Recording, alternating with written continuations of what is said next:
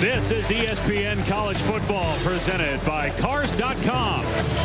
We welcome you to Rutgers Stadium in Piscataway, New Jersey, as the Scarlet Knights host West Virginia in a Big East matchup. And welcome to Jimmy V Week on ESPN as we continue our commitment to the V Foundation for Cancer Research in tribute to Jim Valvano and his dream to defeat cancer. With Bob Greasy and Chris Billman, I'm Dave Pash, and guys, a lot of talent on display in this game today. Rutgers doing it with rookies, West Virginia with veterans. Well, let's start with West Virginia and take a look at the fifth-year senior quarterback in Jared Brown, a true dual threat. Obviously, he can hurt you with his arm, but he's a big, powerful runner. Then move aside. Here comes Noel Devine. Little guy, and you can stop him. You can stop him. But if you blink, he's gone in a heartbeat, Grease. And Dave, the rookies you referred to for Rutgers are both true freshmen on the left. Tom Savage, the quarterback, took over 9 games ago, 7-2 as a starter. And Mohamed Sanu, a wide receiver, a true freshman, come in. He has lit it up. The present is now, but the future for Rutgers football is very bright with those two young men. The past has not been so good, though, against West Virginia. The Mountaineers have won the last 14 meetings, but, hey, the Nets finally won a game last night, so all things are possible in the state of New Jersey. Hey, Coach Schiano doesn't like to talk about that past. That has nothing to do with 2009, you know, right? Well, they're 0 He's right. Yeah. They're 0-14, and Greg Schiano is 0-8 against West Virginia. So, and why is that, guys? I mean, why is that? Sometimes it's the uniform colors, it's just something. Sometimes you go into a game, you know you're going to have a good feeling about winning, and sometimes I used to go into games and I don't know how about this game's going to turn out, you know? It's matchups, and West Virginia, Rutgers has had a hard time matching West Virginia athletically over the years. Guys, a lot hanging in the balance here in terms of bowl implications, depending on not only the winner of this game, but the winner of the Cincinnati-Pitt game. That game's about 5 minutes away from kicking off. Who do you like in that game today in the Big East Championship? Well, I saw a little shot a little earlier of the weather that was over there, and if the weather is bad, that Cincinnati offense through the air, a lot of it is through the air with Brian Kelly. I would think that Cincinnati would have trouble playing in bad weather on the road. I think Dion Lewis is going to have a big game. And the other thing is Pittsburgh can bring pressure with just 4 with that defensive line. They can drop 7 to handle the short possession passing game of the Bearcats. Rain here in Piscataway. The lights are on. Temperature around 40 degrees. Rutgers kicking off. And Mark Rogers had trouble with it back at the 10-yard line, and he won't even get to the 15. Khalil Glaude, the first to greet him inside the 15-yard line. Jared Brown, 10-3 as a starting quarterback, fifth-year senior, one of those wins 3 seasons ago. 3 overtimes when West Virginia beat Rutgers when both teams were ranked in the top 20. He took over for Pat White that day and is replacing the outstanding quarterback of the Mountaineers now with the Miami Dolphins.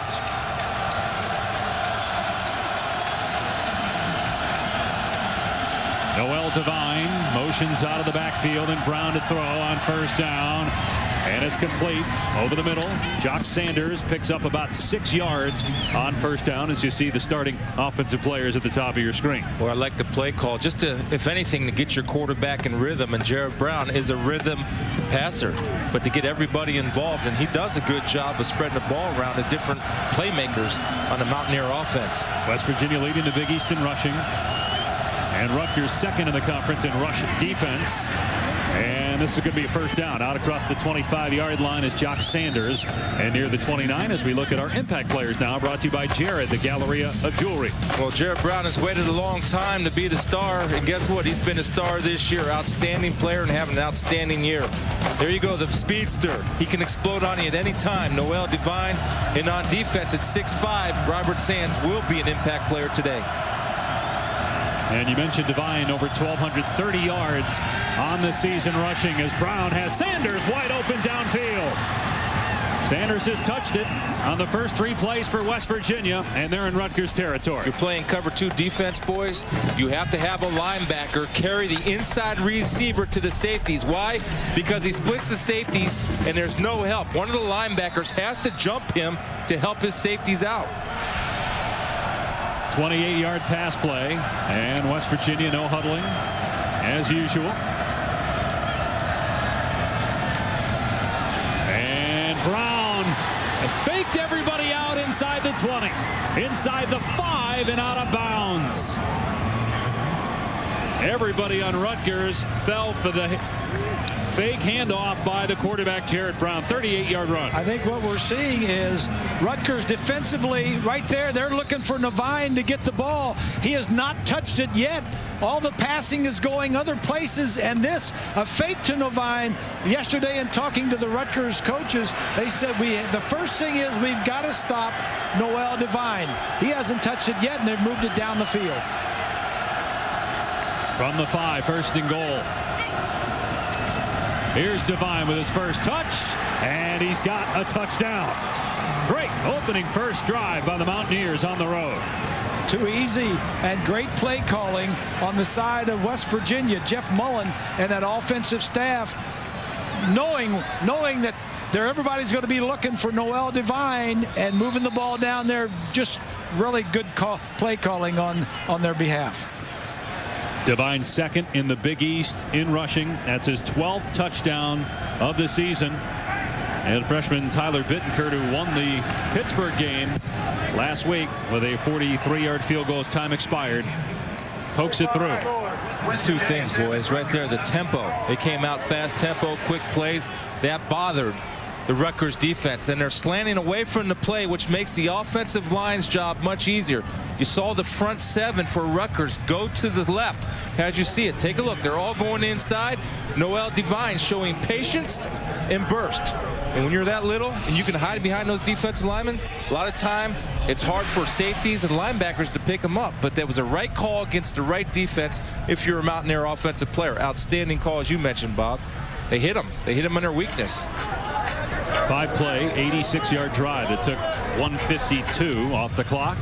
And Cincinnati-Pittsburgh playing for the Big East Championship. But if West Virginia wins and Cincinnati wins, the Mountaineers, by virtue of beating Pittsburgh, will finish second. Now, in terms of bowl tie-ins, the Big East doesn't have a rule where you have to have only one fewer win to go above a team that has a better record than you. So all indications are West Virginia is going to go to the Gator Bowl regardless of the outcome. But again, that depends on what happens in the Cincinnati-Pitt game. Depending on who you talk to, West Virginia could still go to the Gator Bowl above Cincinnati, even if Cincinnati were to lose today to Pittsburgh. Well, what really helps in the Big East is how well your team travels as far as fans. Yep. And anybody that knows anything about college football and the passion of Mountaineer fans, they know they're going to travel. The bottom line is, Sunday night at about 8 o'clock, 8:30, everybody will know where everybody's going.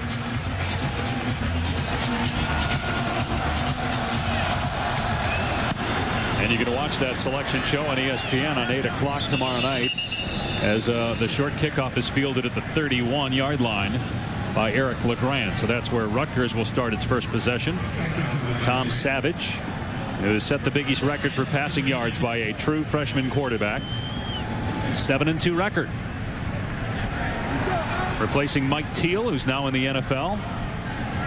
Dominic Natale started the season, fifth-year senior for Rutgers. And this young man, Savage, came in the second half. Natale had 3 interceptions in the first half, and Natale was benched. Savage came in, and he's been in there ever since. Savage, a big kid, 6'5", 225, 230 pounds. He finds his tight end, Shamar Grays, for about 7 yards as we take a look at our impact players. Brought to you by Jared, the Galleria of Jewelry. Looking forward to seeing young Tom Savage, and I think you guys are too out there. He has really lit it up this year. Good future ahead for him. Mohamed Sanu, the same thing, a true freshman, outstanding wide receiver, will run the Wildcat for this team. And Devin McCourty, not only is he good on defense, but look for him on special teams. He's got 7 career blocks. Sanu is in there now at quarterback on second down and short, and trying to get to the outside, but West Virginia's got a lot of speed. Sanu last week had 148 yards rushing against Louisville. That was Louisville. This is West Virginia, much better and faster defense. Nate Sowers made the tackle. There's no question, though, Sanu is going to be a player. Freshman from South Brunswick, New Jersey.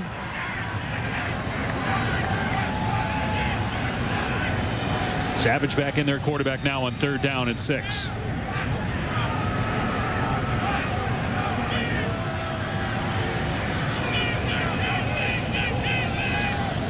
Savage with a ton of time, and he's got Graves for the first down into West Virginia territory at the 41, brought down by Kent Richardson. Graves coming into the game has only had 2 receptions starting out. Now he has, or 10 receptions. He has 2 this game. And again, it's running down the middle of the field. Now, I don't know if that was the right route, but it worked out because anytime you have Sanu and Graves that close together, somebody ran the wrong route because obviously when 2 receivers are together, you're bringing more defenders in. But Savage, when you got it going, you got it going.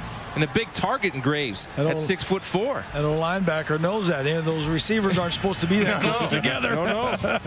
Mistake. Of course, he liked it when 2 guys were he could light one of them up. Yeah. As DeAntoine Williams, another freshman for Rutgers, takes it off left edge and gets about 3 or 4. West Virginia's starting defensive players up top. It's a different defense now. It's a 3-3-5, and a lot of teams implemented a 3-3-5 to go against spread offenses. And West Virginia is the only defense in the Big East. 3 down linemen, 3 linebackers, 5 defensive backs. But what you'll see is Sowers, number 12. He acts like a linebacker. Right here he is on your screen. And he plays up close to that line of scrimmage, and a physical kid and a big kid inside. Play fake for Savage and dumping it off. First down, Graves again. And look at him go. Breaking tackles all the way to the 20.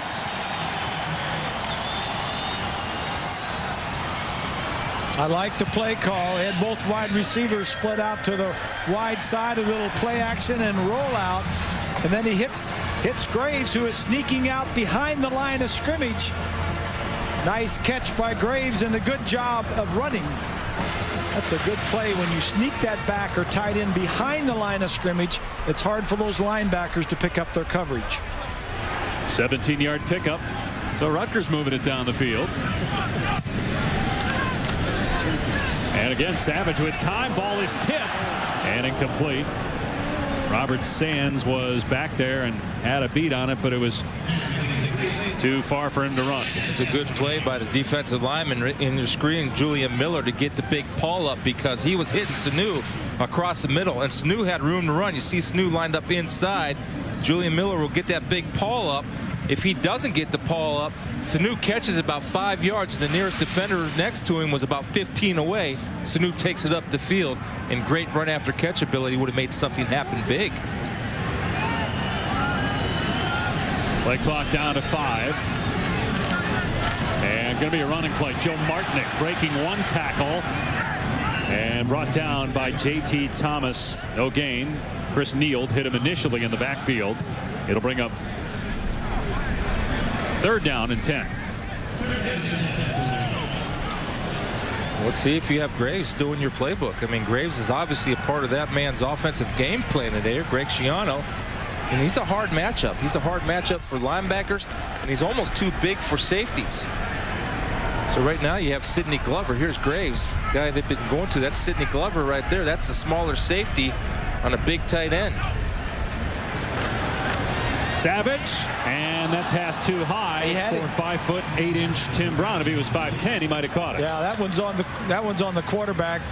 He's limping. Tim Brown has been injured coming into the ball game, and that would be a big loss if he couldn't continue. But that ball was way overthrown on Savage, and he knows it. Last week, Brown, playing with that injury, still caught 7 passes in a win against Louisville. San Santee on now for a 38-yard field goal attempt. He's missed 8 times, though, this year. And he squeaks that one through the right upright. The Rutgers comes up with 3 points on its first drive.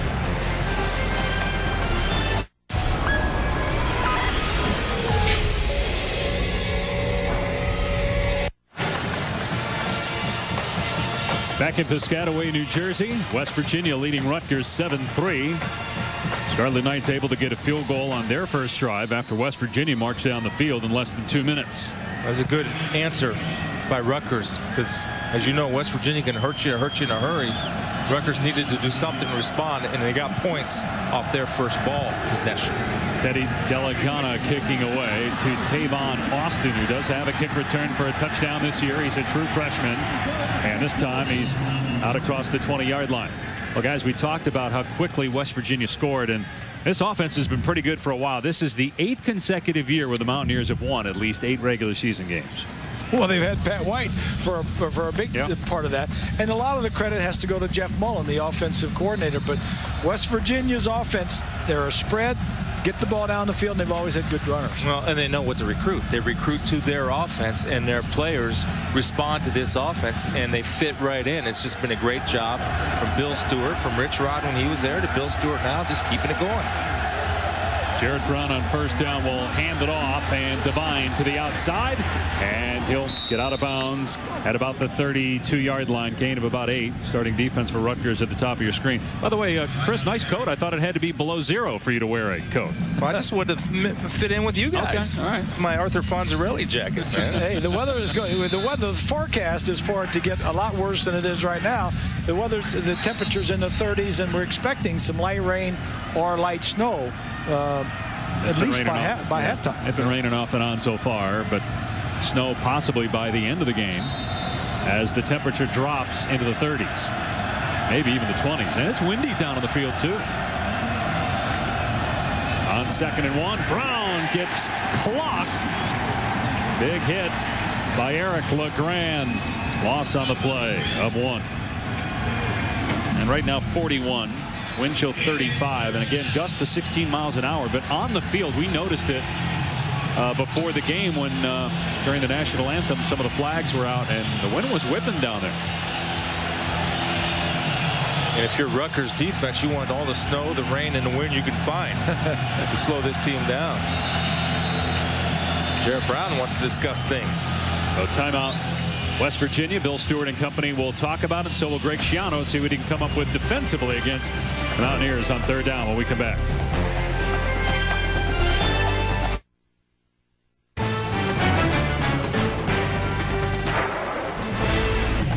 ESPN's College Football is presented by Cars.com, where confidence comes standard. And in part by Dr. Pepper. The Coaches Trophy presented by Dr. Pepper will be awarded to the 2010 BCS National Champion. Back at Rutgers, where it is cold. Temperature dipping into the 30s, maybe the 20s by the end of today. Both these teams with 8 wins playing for perhaps bowl positioning, depending on what happens in the Cincinnati-Pittsburgh game. West Virginia leading, 3rd down, and Jared Brown going to get taken down in the backfield. George Johnson got off a block and made a play. I don't like that call. Jared Brown is not a guy you want running a sweep for you. He's more of a power quarterback. Run him up inside, but don't run him around the end. You see, never got containment. Yeah. George Johnson takes a big Tyler Urban to tight end, got his hands inside. Man with the inside hands usually wins that battle. Sheds the blocker and a good open field tackle on the big quarterback. I'm with you, Grizz. Put the ball in the hands of Noel. If you're going outside. Yeah. Scott Kozlowski to boot it away. Greg Schiano told us yesterday that he's worried about a fake punt by West Virginia as Sanu comes up with a fair catch. Right now we're going to go to the studio and check in with Reese Davis. Dave, Cincinnati and Pittsburgh for the Big East Championship in our Taco Bell studio update. And I mean, the Panthers just smashed Cincinnati. This is a 4th down play. Dion Lewis converts. 12 plays, 56 yards. Lewis carried it 11 times for 51 yards, including the touchdown. Pittsburgh eating up the clock early and up 7-0 on the Bearcats. Yeah, that's going to be a tough game for Cincinnati and their finesse offense and their passing. That's a tough smash mouth game with that running game of Pittsburgh. Here's Sanu playing the quarterback position on the Wildcat, pushes the pile for 7. Robert Sands brought him down. More college football tonight. Final piece of the championship puzzle will be in place. That's if Texas wins. Otherwise, who knows who will play in the national title game. Texas, Nebraska in the Big 12. Dr. Pepper Big 12 championship game on ABC tonight, 8 Eastern, 5 Pacific. Colt McCoy, the most wins by a quarterback in FBS history. Now look at those numbers. Look at some of those numbers. Yeah. 71% completion rate for a career. Did he clinch the Heisman last week, guys, with his performance against A&M? You have to do it again tonight. He's got my vote. And Savage looking downfield, and he's got Sanu inside the 40 to the 38. Just about Sanu. I mean, here's a guy that did not play his senior year, came in and started out as a safety. Coach Shiano said he might be one of our best safeties, but you're looking at a true freshman that also has quarterback skills, but this is where he excels at wide receiver. Then you can put him in the backfield at the Wildcat. And one thing they're trying to develop with Sanu at the Wildcat position is he can throw the football. Yeah. Now, Coach Shiano told us he can jack it 70 yards through the air. Now, I got to see that to believe it, but he can do it. And if he can develop a throwing game off this Wildcat, they become very dangerous and very difficult to defend. He'll run it here. West Virginia defends it well as Scooter Berry takes him down. Guys, I want to go back to what we were talking about earlier because, Bob, I get the sense that you feel Colt McCoy is the Heisman winner, and just based on your answer, Chris, you think that it's not definite yet. No, I don't think it's definite yet, and I think you got to look what Tebow does tonight in a big game. And how about Mark Ingram? Does he have a chance to come back in a big game to shine? Toby Gerhardt out at Stanford, the Keaton kid out at Houston, and so of it's course not the whole body of work, the whole season? Yeah, it's the whole body of work. Absolutely. It's just one game, huh? No, it's a whole body of work, and that's why Ingram was the front runner up until 2 weeks ago. Heisman ceremony next Saturday on ESPN as Martinick tries to get outside, and he's going to lose yardage. The first man there was Reed Williams. It'll bring up third down and long. He's got to stay inside.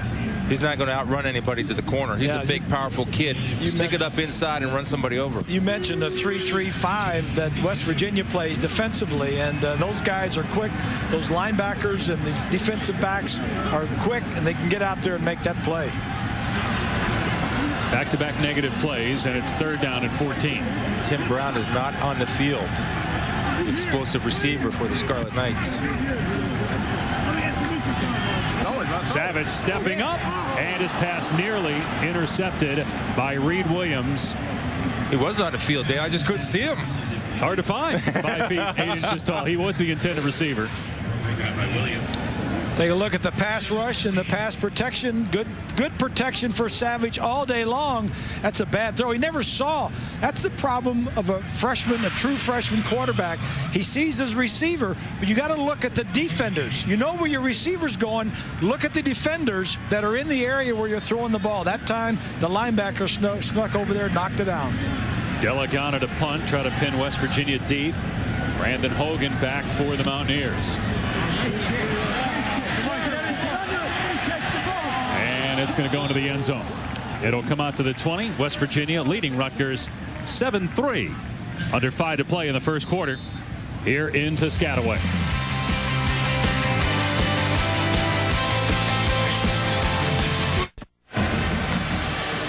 Back at Rutgers, West Virginia's offense back on the field, leading the Scarlet Knights 7-3.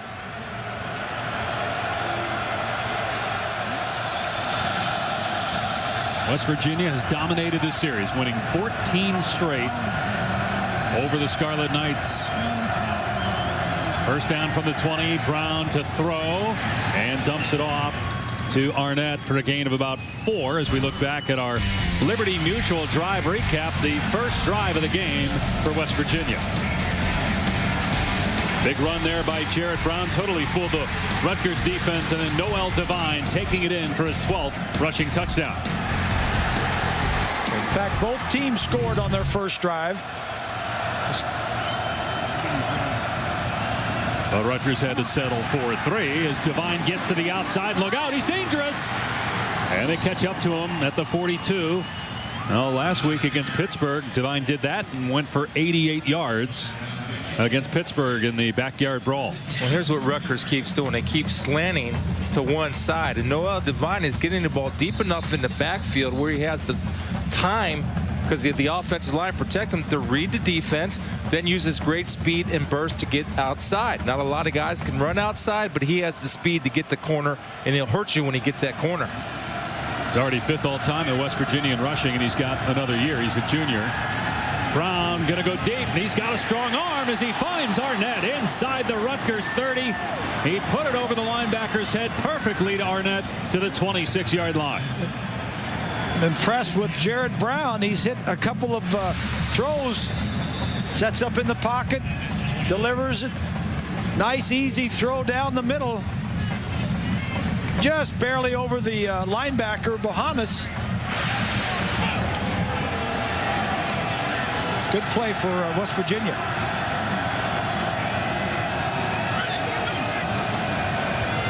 And an end around to Sanders, and he's taken down to the 25-yard line. A lot of different guys will touch the football on offense for West Virginia, both as receivers and as runners. And that's what makes them so difficult to defend. And they're so good athletically at all their skill positions. A lot of times they overmatch any defense with their athletes. They're better just athlete for athlete. They're better than a lot of teams that they play. They've won 4 straight bowl games, including a pair of BCS games. They also beat Georgia Tech in the Gator Bowl in the last 4 years. So they've got it going on offense as Devine takes it to the 20. Did you see that little move? Yeah, it was nice. Usually you see a tight end shift or a back shift. That time we had the left tackle, the left side lineman shift over to the right side and making an unbalanced line to the right side. Now, if you're Rutgers, you got to be able to see that. And then that's where you slant everybody that way, because I promise you the ball's going that way. And it did go that way.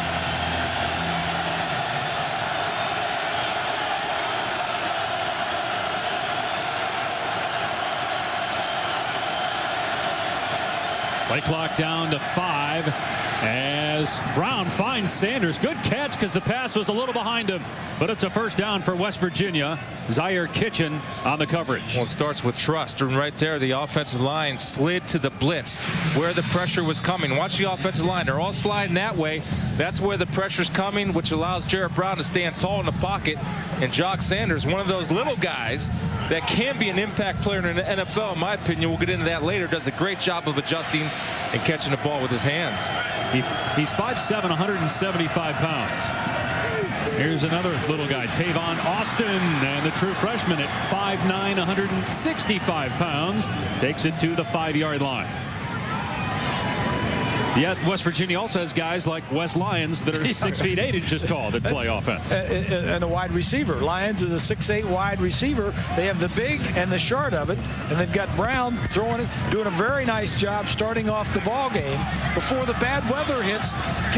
Throw that ball early, guys. Let's go. There's Lyons at 6'8" in motion. They'll hand it off to Clark, the up back. And he has the first down, and he's down short of the goal line. Zaire Kitchen and Ryan D'Imperio team up on the tackle. It'll be first and goal. Yeah, you'll see the offensive line getting a good push, and there's something interesting about this Mountaineer offensive line that you will not see in many FBS schools. It was close enough to see, but they don't have one guy over 300 pounds. Now, how many offensive lines in an FBS school have guys over 300 pounds? Yeah, good point. West Virginia, 0, because of the tempo and the type of offense they run. And they can move. They got athletes on that offensive line. Clark over the top and in. Touchdown, West Virginia.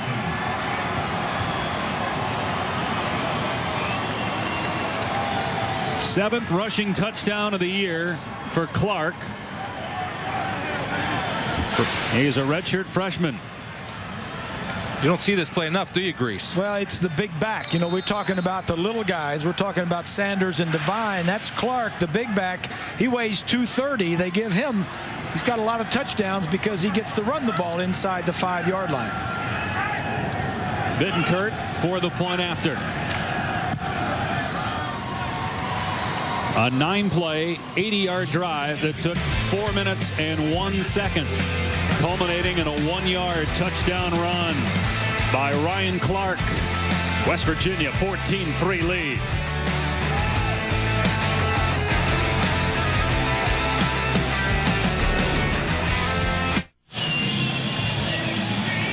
Back at Rutgers, 14-3, West Virginia on top. Now the Mountaineers coming off a big win in the backyard brawl against Pittsburgh. You know, it's interesting. It was a great win. Bill Stewart went out to practice Tuesday and basically threw a nutty on his guys. They couldn't handle success, and so he really jumped them and jumped them hard. Now, they went out, and we talked to him on Wednesday. They came out and did a good job on Wednesday, and what it's shown me is that he's taken control of his football team, and they've responded to his energy and his enthusiasm. And what did he tell us? He was going to have Don Nealon come out? Yeah, and Coach Nealon. He said, this is a championship fight. I want the coach there. LeGrand muffed it, then scooped it up as they kick it short again, and he's out across the 35-yard line. As mentioned, West Virginia coming off that huge win in the backyard brawl against Pitt. The 102nd edition of the Backyard Brawl, tied at 6. Incredibly divine touchdown, Mountaineers. Stone going in. Oh, tie game touchdown. From 43 yards out for the win for the Mountaineers. Bittencourt.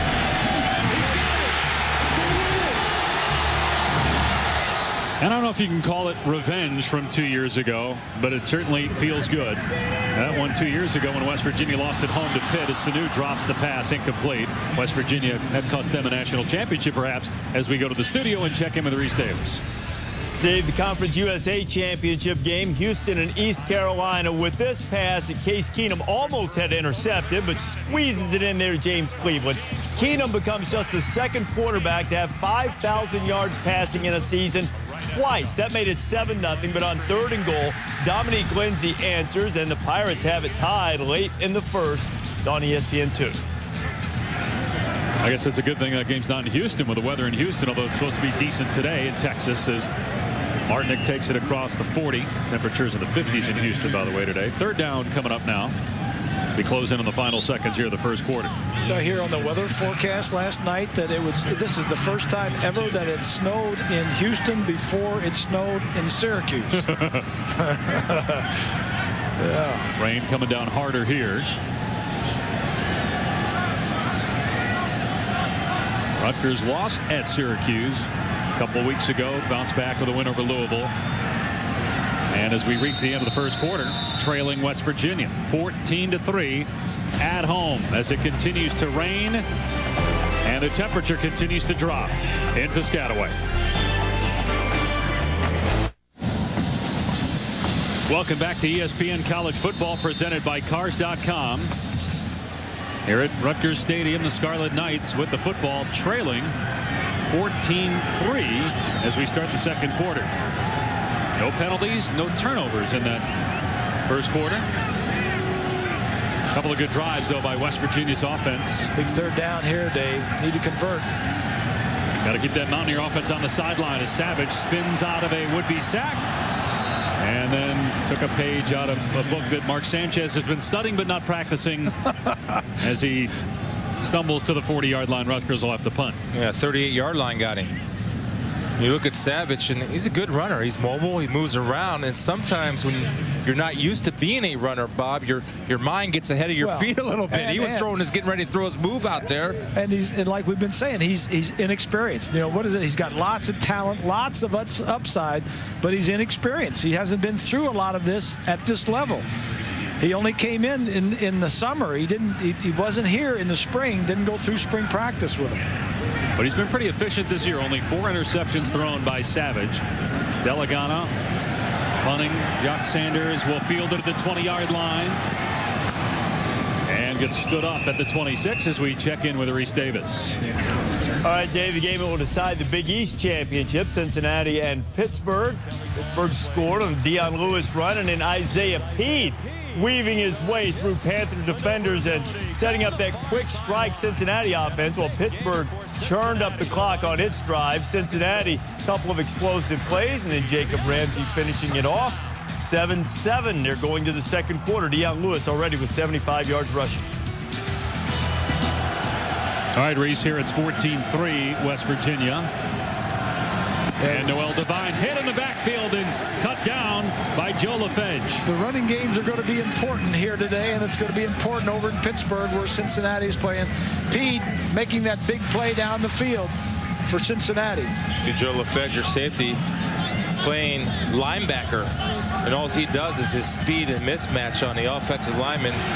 Capers can't get to him. LaFed just shoots the gap and a good open field tackle on a slippery guy in Noel Devine.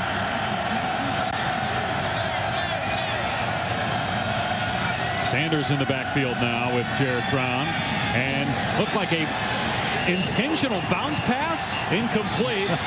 Trying to bounce it off the turf and just slip out of his hand. He was going to throw it. He saw the defender there, and he tried to grab the ball, and it just came out of his hand. And it looked like initially he was intending to do that, but have to imagine with the rain that it slipped out. Well, he sees the defender, and he tries to stop, and the ball just comes out. You know, you have to have been a quarterback to have been there and done that before, but that's what you see, the red shirt right there on Sanders. 3rd down and 13. It was the right, as it turned out, it was the right thing to do. And that pass is low and incomplete as Rutgers finally stops the Mountaineers and forces a punt. Sanders was the intended receiver. David Rowe on the coverage. That's the kind of response you want on a Scarlet Knight defense. Getting a 3 and out, and it all starts with stopping the run on 1st down and put them in the 3rd and 13. And as Bob always tells me, there's not a lot of plays for 3rd and 13. Coach Shula used to say on the sideline, anything longer than 3rd and 13, 14, he says, you got us into this mess, you get us out. Because I had taken a sack or something, you know. Throw the ball away, Grease. Come on. I know. Kozlowski to punt. Devin McCourty, number 21 in red, dangerous, as Sanu's going to let that one roll inside the 30. McCourty's got 7 career block kicks and got close earlier in the game as the wind continues to push that football down to the 15. We'll see what Tom Savage can do when he gets back under center for Rutgers when the Knights come back on the field.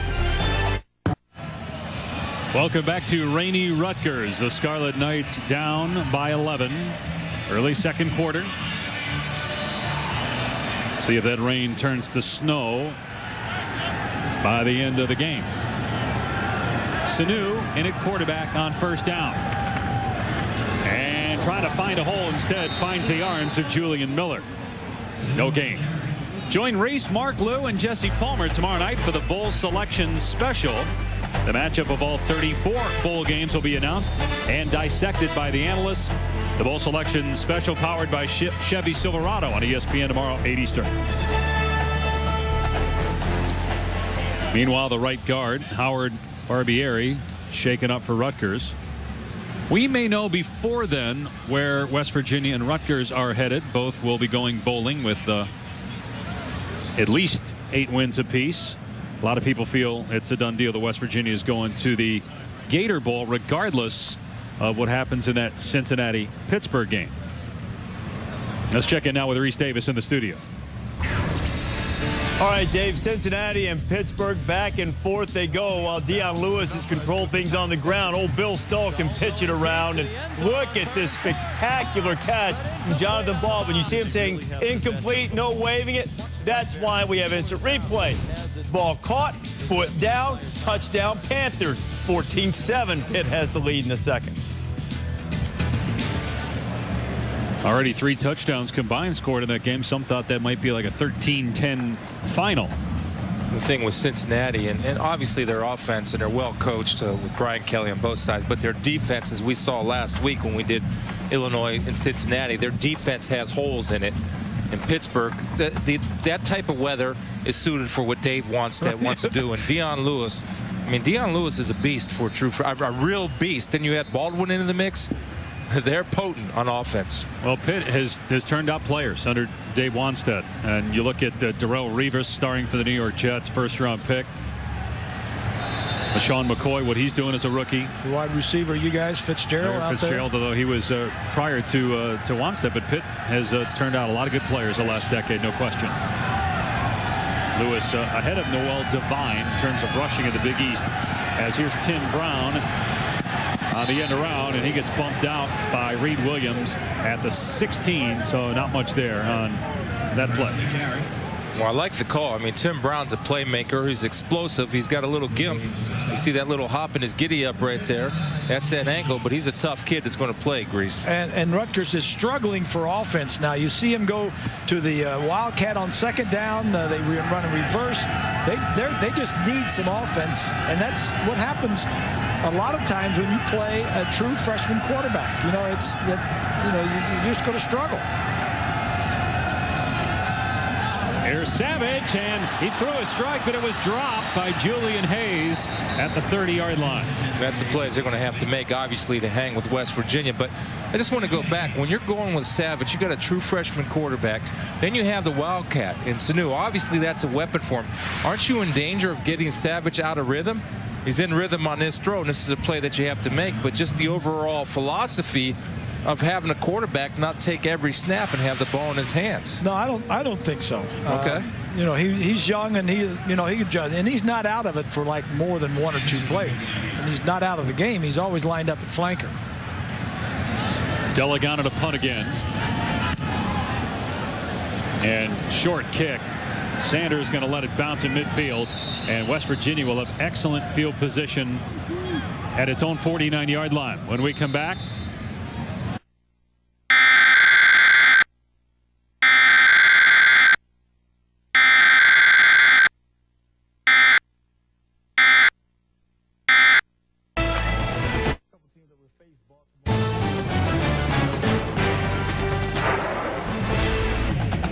ESPN's College Football, brought to you by Jared, the Galleria of Jewelry, with 5 times the selection of ordinary jewelry stores.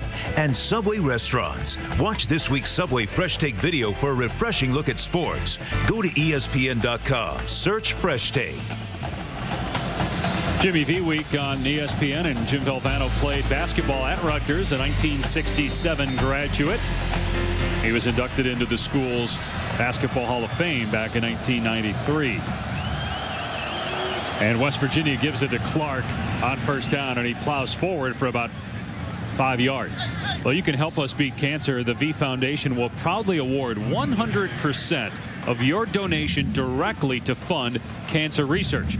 So log on to jimmyv.org or call 1-800-4-JIMMY-V to donate.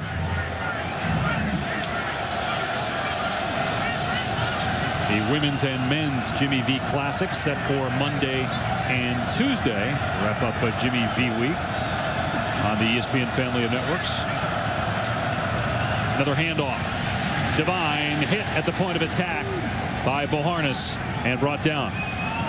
I like with the Rutgers adjustment right here to West Virginia. West Virginia was hurting on outside run, so what Rutgers started to do is bring their pressure from the outside, kind of forcing Noel Divine to hit it back inside. But you still got to be stout in the middle, but it's a good adjustment by Greg Schiano and his defensive staff. They could use a stop here. West Virginia moving it easily in Rutgers for the most part today, and great starting field position. Here they come. And Brown going to go deep, got one-on-one coverage, and Arnett had it broken up by Devin McCourty. Great play by the senior playing on senior day. This is just a little pressure. Everybody's coming up front. You got one man-to-man coverage. McCourty sees when the receiver looks back. He looks back and knocks it away. And you see that right arm? You see that right arm split the arm of the receivers? That's a well-trained corner right there. Getting that right arm up in there between the arms of the wide receiver. Outstanding effort. Sorry, Chris, his twin brother Jason playing in the NFL with the Titans. Devin will be in the NFL next year, no question. Sanu back to receive the punt from Kozlowski.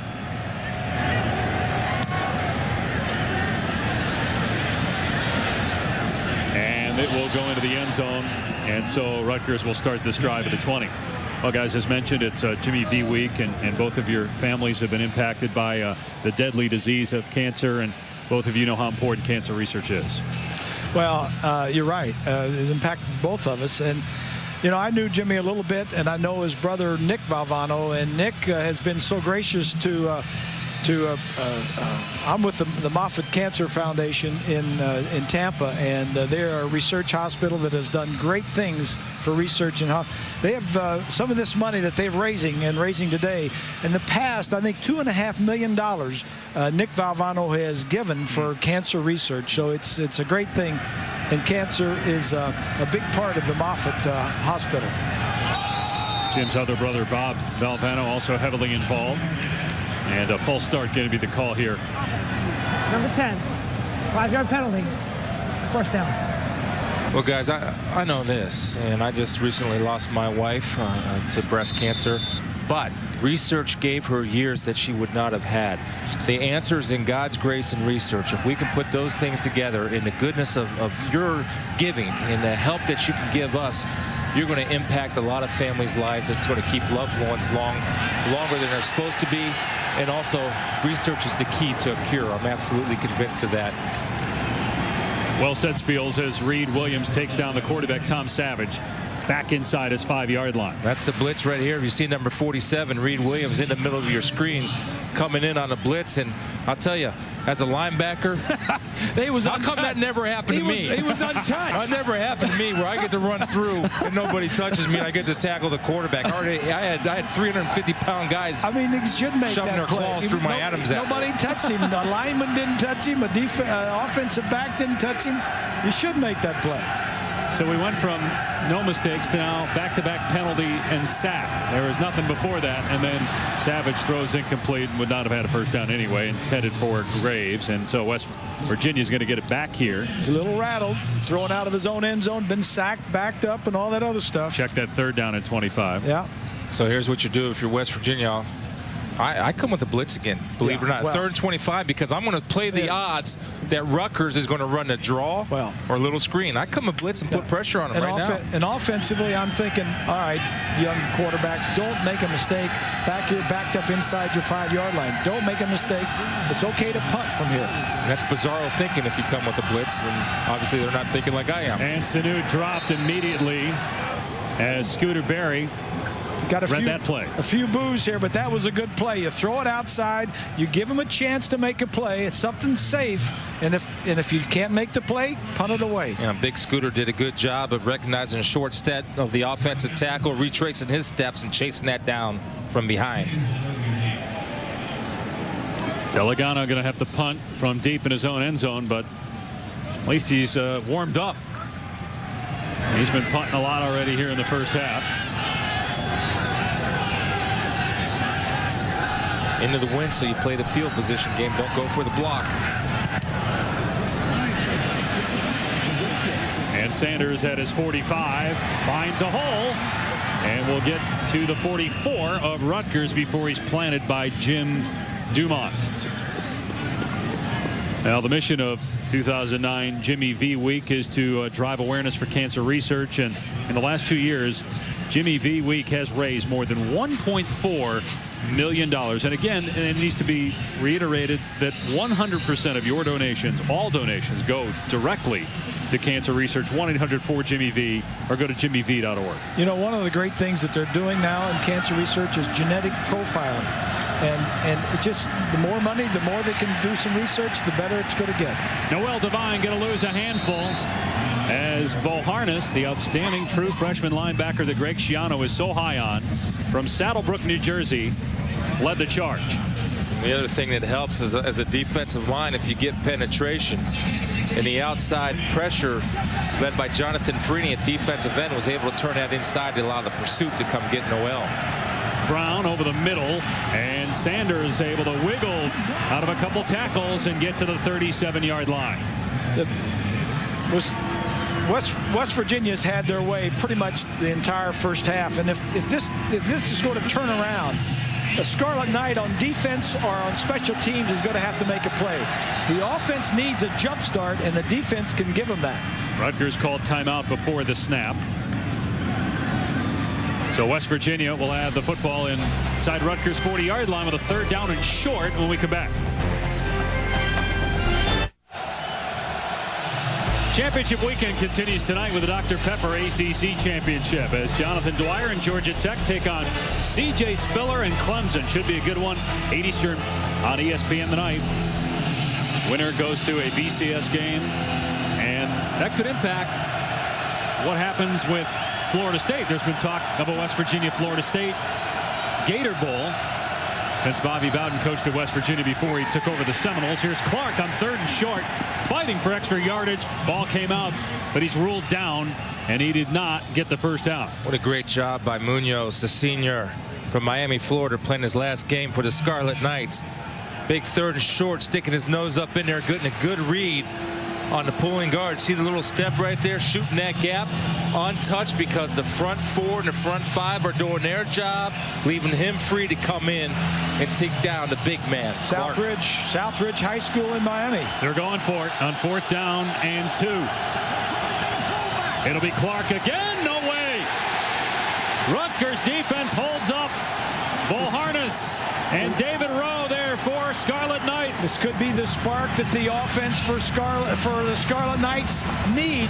The defense comes up, makes a big play, get real good field position. Boy, I tell you, if you're Bill Stewart, you're saying, man, I just ran that play. It's going the other way on a little lead. If I had a little play action off of that, because they were all stacking the line, I don't think I could have popped one. But again, by Boharnes coming underneath the block, not giving 1 for 1. What I mean for that is take on the blocker, defeat him, but don't quit. Go get the tackle. And Bill Stewart said, man, I should have called the play action. You're right, Chris. Yeah. Again. What a good Or not again. Yeah.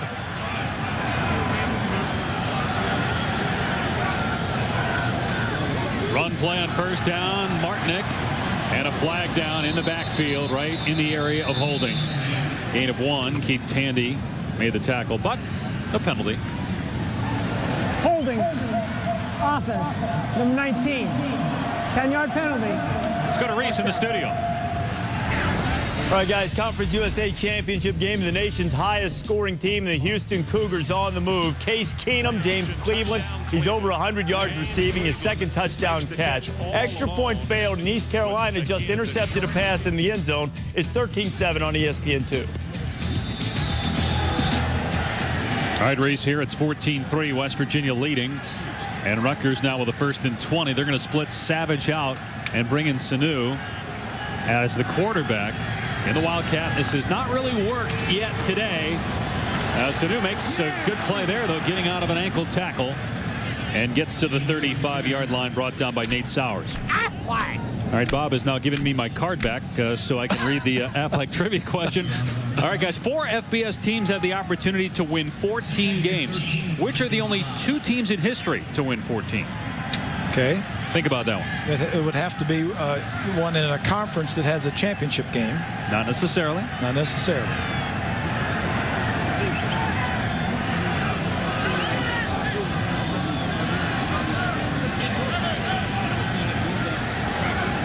You guys are thinking, huh? Deep in thought are the analysts as the pass is caught by Sanu and a good open field tackle by Keith Tandy.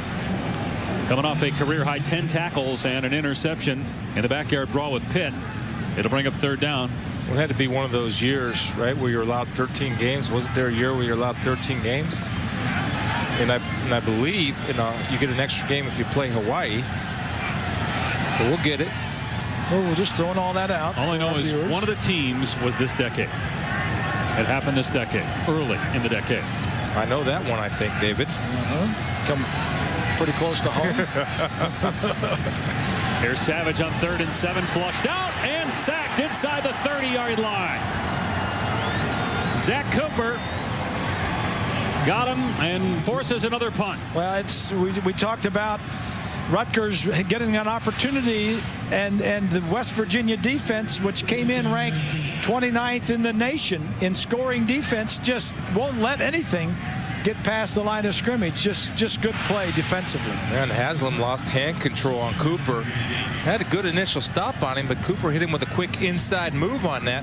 Just keep your hands inside. And Cooper, good job of finishing the play once he beats his blocker.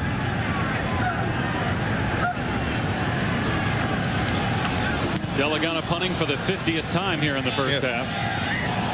And and Sanders under it. Oh, boy. He gets tattooed at the 34 as we check in with Reese Davis again. Game that will decide the Big East, Cincinnati and Pittsburgh. Panthers with a 14-10 lead. A little throwback special. Bill Stull, Jonathan Baldwin. Oh, look at the savvy move to create a little separation. Second touchdown catch, and the Panthers up 21-10 on ABC. Hey, guys, if Pittsburgh wins and knocks off Cincinnati, does that change things for Brian Kelly and where he might be next year? Well, I think he's going to be at Notre Dame regardless if they win or lose. All right. It's just whether he gets there sooner rather than later. Brown throws incomplete, intended for Austin.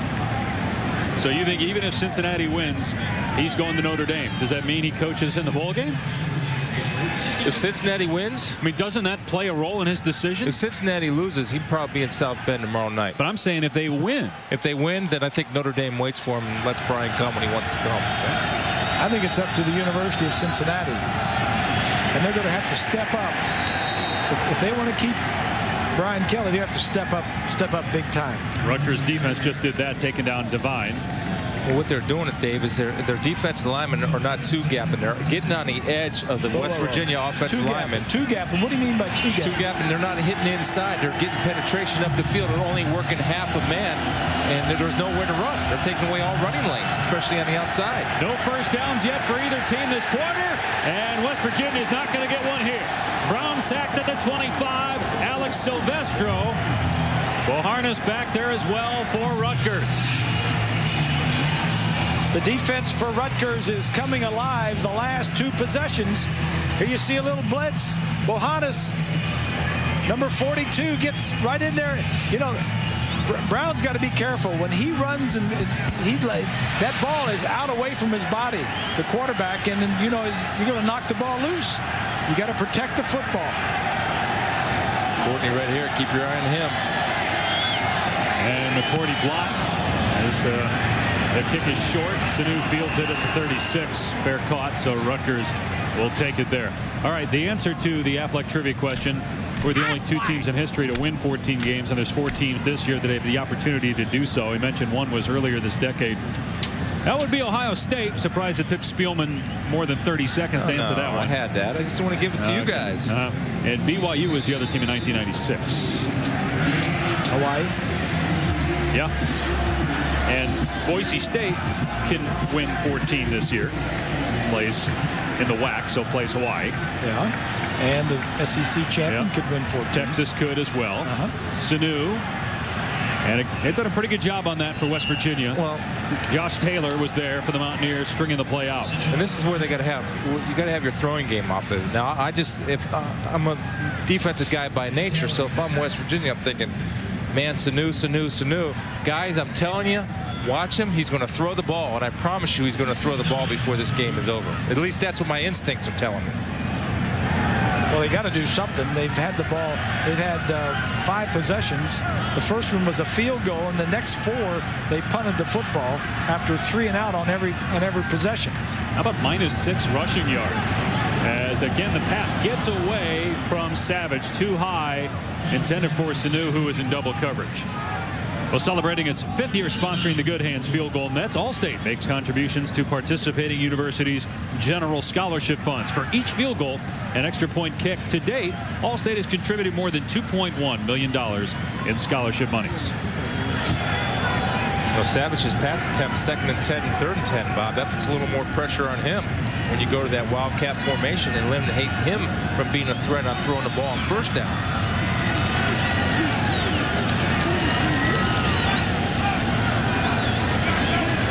West Virginia sending 2 linebackers on a blitz here on 3rd down. One of them's going to take down Savage. It's Reed Williams. There's a penalty flag down as well. They brought Williams and Thomas up the middle, and Williams brought down the quarterback.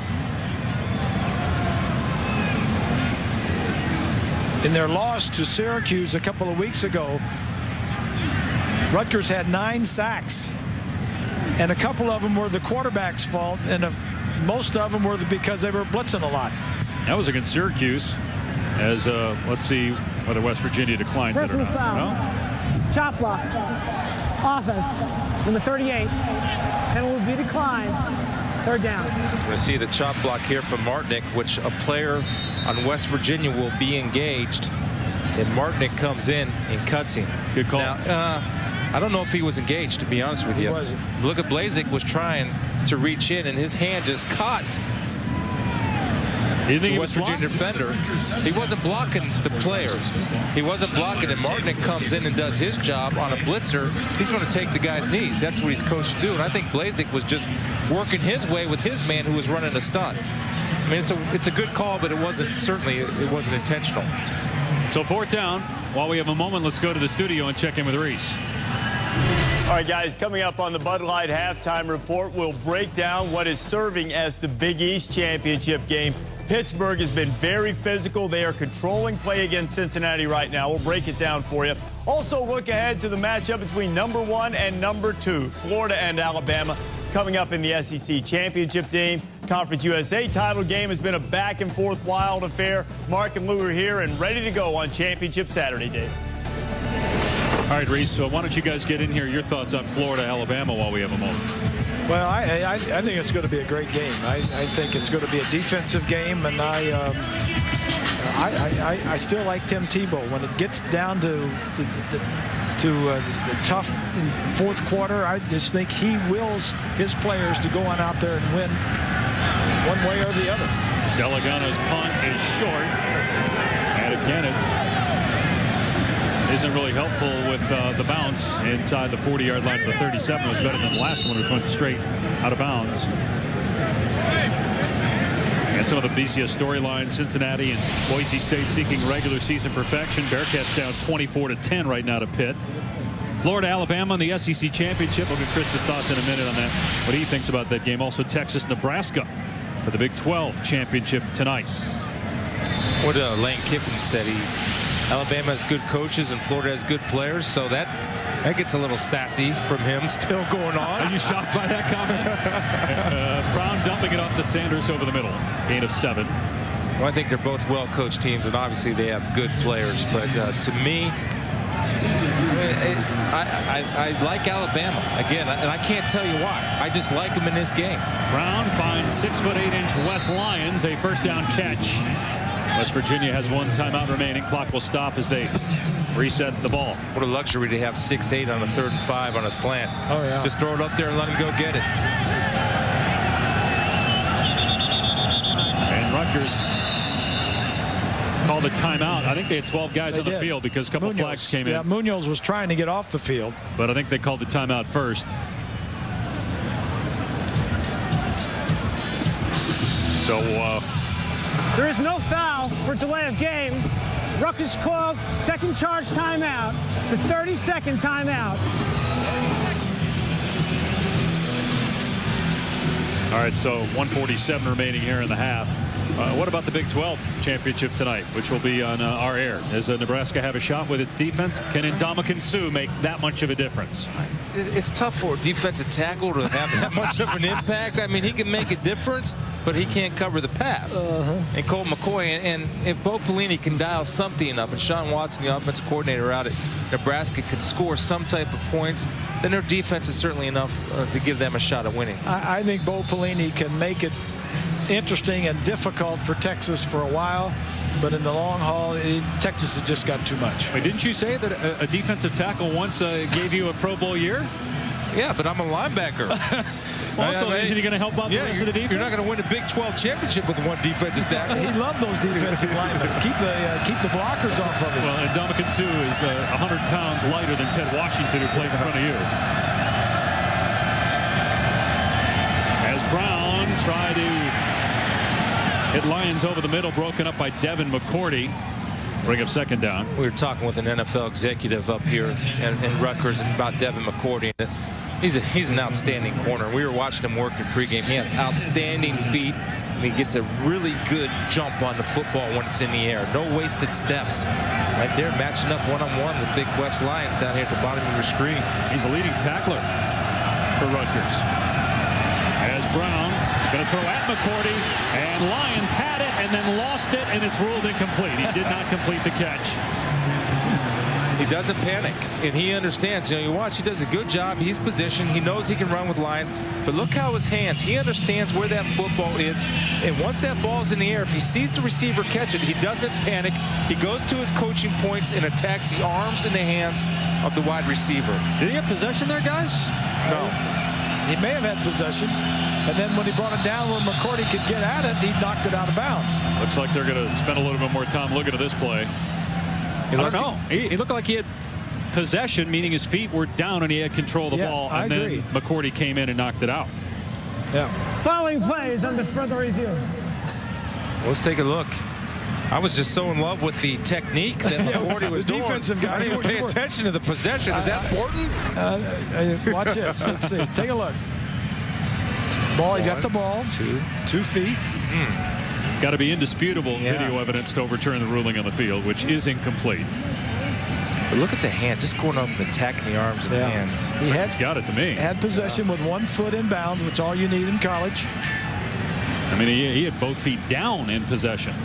He had 3 feet in bounds before it came out. And the difference is that would be a first down for West Virginia. Yep. That 6'8" is such an advantage going back to Harold Carmichael, the Philadelphia Eagles, but at 6'8", West Lions. I mean, do both guys have possession? So is that possession is established? I know it goes to offense. It looks like he has possession, and he yanks the ball out. Now, is that indisputable depending on what the call? The ruling is confirmed on the field. The receiver never maintained possession of the ball while in bounds. Well, they were pretty quick. A minute and 13 seconds, they feel. I mean, they said it confirmed. Sometimes they'll just say the ruling on the field stands when it's not confirmed. They feel that video evidence actually confirmed that it was incomplete. Now, it looked to all of us that he had possession, but there must have been some doubt, some doubt in the official's mind that was looking and has to make the decision as to whether or not he had. It wasn't indisputable video evidence. I changed my mind. He didn't have possession. Good job, McCourty. Play clock at 2. They get the play off, but Brown wishes they did. Sack back at the 40-yard line by Jonathan Freeney. The last few series, the Scarlet Knights defense has been coming alive. See, they're bringing blitzers, they're bringing safeties and linebackers, and what you have on the corner is Freeney beating Barclay. And watch Freeney on the get-off. Outstanding get-off. You see him get on his edge, and he throws that nice little dip that shoulder and throw that left uppercut and come in with the finish. 8.5 sacks. All right, Grease, I'm not coming after you. 8.5 sacks for Freeney. He had 1 his first 2 years. He's a junior from Tampa. Speed on that edge. I mean, that puts fear in offensive linemen. Not fear, I'm afraid, but it just makes you so weary. Charge timeout. The homeboy over here getting a little excited. He's putting that arm over. I'm coming over near you, Dave. I love to see that technique, and we saw McCourty use technique as a defensive back. The ball in the air, not panicking, and he attacks the hands of the wide receiver without panicking. Right there, you see Freeney coming off the edge like his namesake. He gets down low, he dips that shoulder, and you see him throw the uppercut. And it's very difficult for an offensive lineman to be able to do that. All right, guys, Rutgers has 1 timeout, 54 seconds left. You got a true freshman quarterback in Tom Savage, who has struggled today. Rutgers offensively as a unit has struggled. Do you just take a knee or two and go into the locker room? Depends on the field position, what you get here.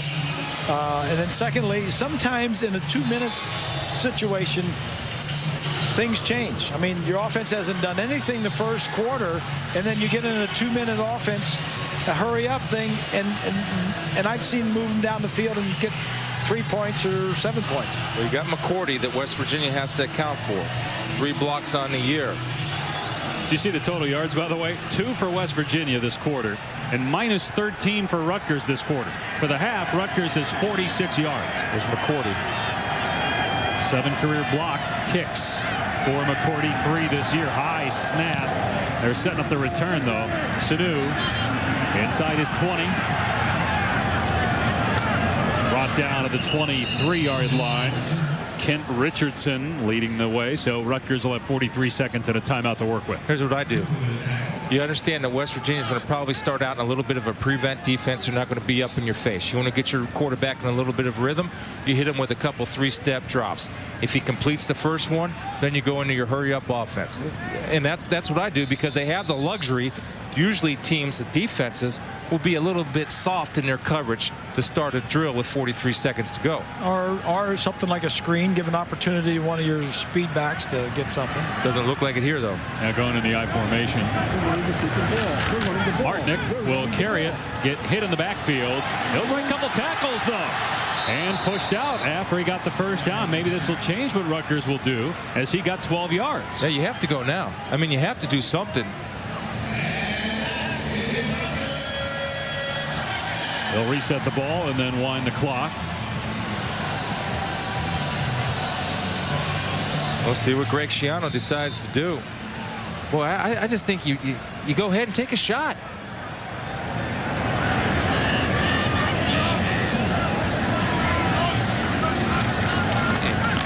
Run it again to Martinick.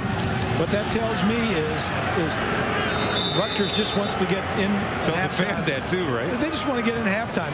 You have a freshman quarterback who has not played well the first half. They don't want to drop the ball or throw an interception that would make it worse than it is right now. Let's get in, talk about it, come back out, and go from there. West Virginia's won 14 straight in the series, seeking its 9th win this season. Looking to finish the Big East 5-2.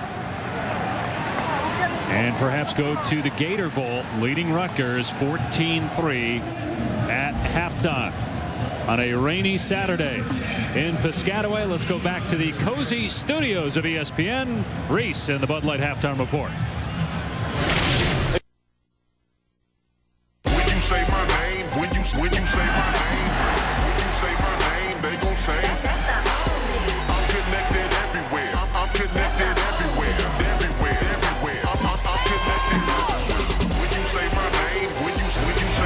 Welcome back to ESPN College Football, presented by Cars.com. The rain has turned to snow in Piscataway. West Virginia leading Rutgers 14-3 at halftime. And we welcome you back to Jimmy V Week on ESPN as we continue our commitment to the V Foundation for Cancer Research in tribute to Jim Valvano and his dream to defeat cancer. Well, how will the snow affect the second half of this game? Rutgers may have to start to run the ball, and they got 1 rushing yard in the first half. Well, let me say this. I would not want to be a quarterback in these conditions. It is wet, it is cold, and it is windy, and that is the worst conditions for a quarterback to try and throw a football. Well, then you see, okay, well, Rutgers has the luxury of going to their Wildcat with Mohamed Sanu, and how they can do that, and will that affect their ability to run the football, would help them. And also, I still believe Sanu's going to throw a pass before the day's over. I hope. I've got to believe he's going to throw a pass. I know it's in the game plan. Yes, he's got to be. And if you're losing, and they're only losing 14-3, it's not like they're losing 28-0. They're only down 11 points, but their offense hasn't looked good. But they could come out and light it up here in the second half and make a game of it. And about their defense did a better job in the second quarter against West Virginia. The Mountaineers scored on their first 2 possessions. Yeah, that was a defensive graphic if you ever saw one. Not much offense. In fact, the team scored on the first possession. Both teams scored was 7-3, and then on the third possession, West Virginia scored another touchdown, and that has been it. The rest of the way have been punts. West Virginia has not kicked it deep, and again, they're going to kick it short. And this one will go out of bounds. So very good starting field position for Rutgers. Talked to Bill Stewart about that, and he told us that his kickoff coverage is not very good, hasn't been very good. I said, what's the problem? Well, we don't kick it deep and we don't kick it high. So it's tough to be good on kickoff coverage if you don't do those 2 things. Looked like it was touched by Eric LeGrand of Rutgers before it went out of bounds. That's what they're trying to sort out. Kick out of bounds. Kicking team. 5-yard penalty. The spot where the ball went out of bounds. First down.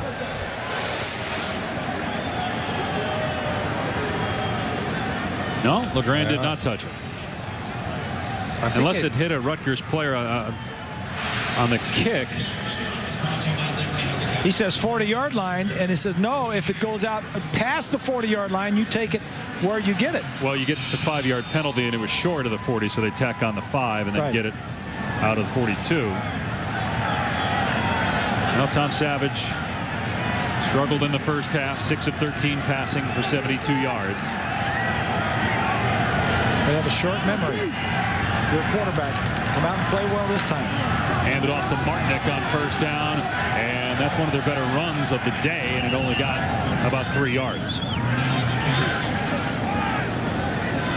Here's the kickoff again. Let's see if it hits a Rutgers player. Looked like it may have hit his foot.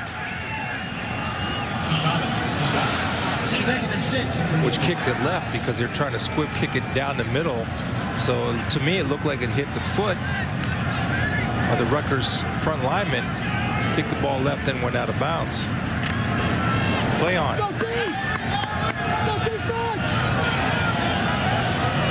And Sanu in at quarterback. He's going to run it. And Sanu into the secondary. And brought down from behind at the 41. But an excellent play.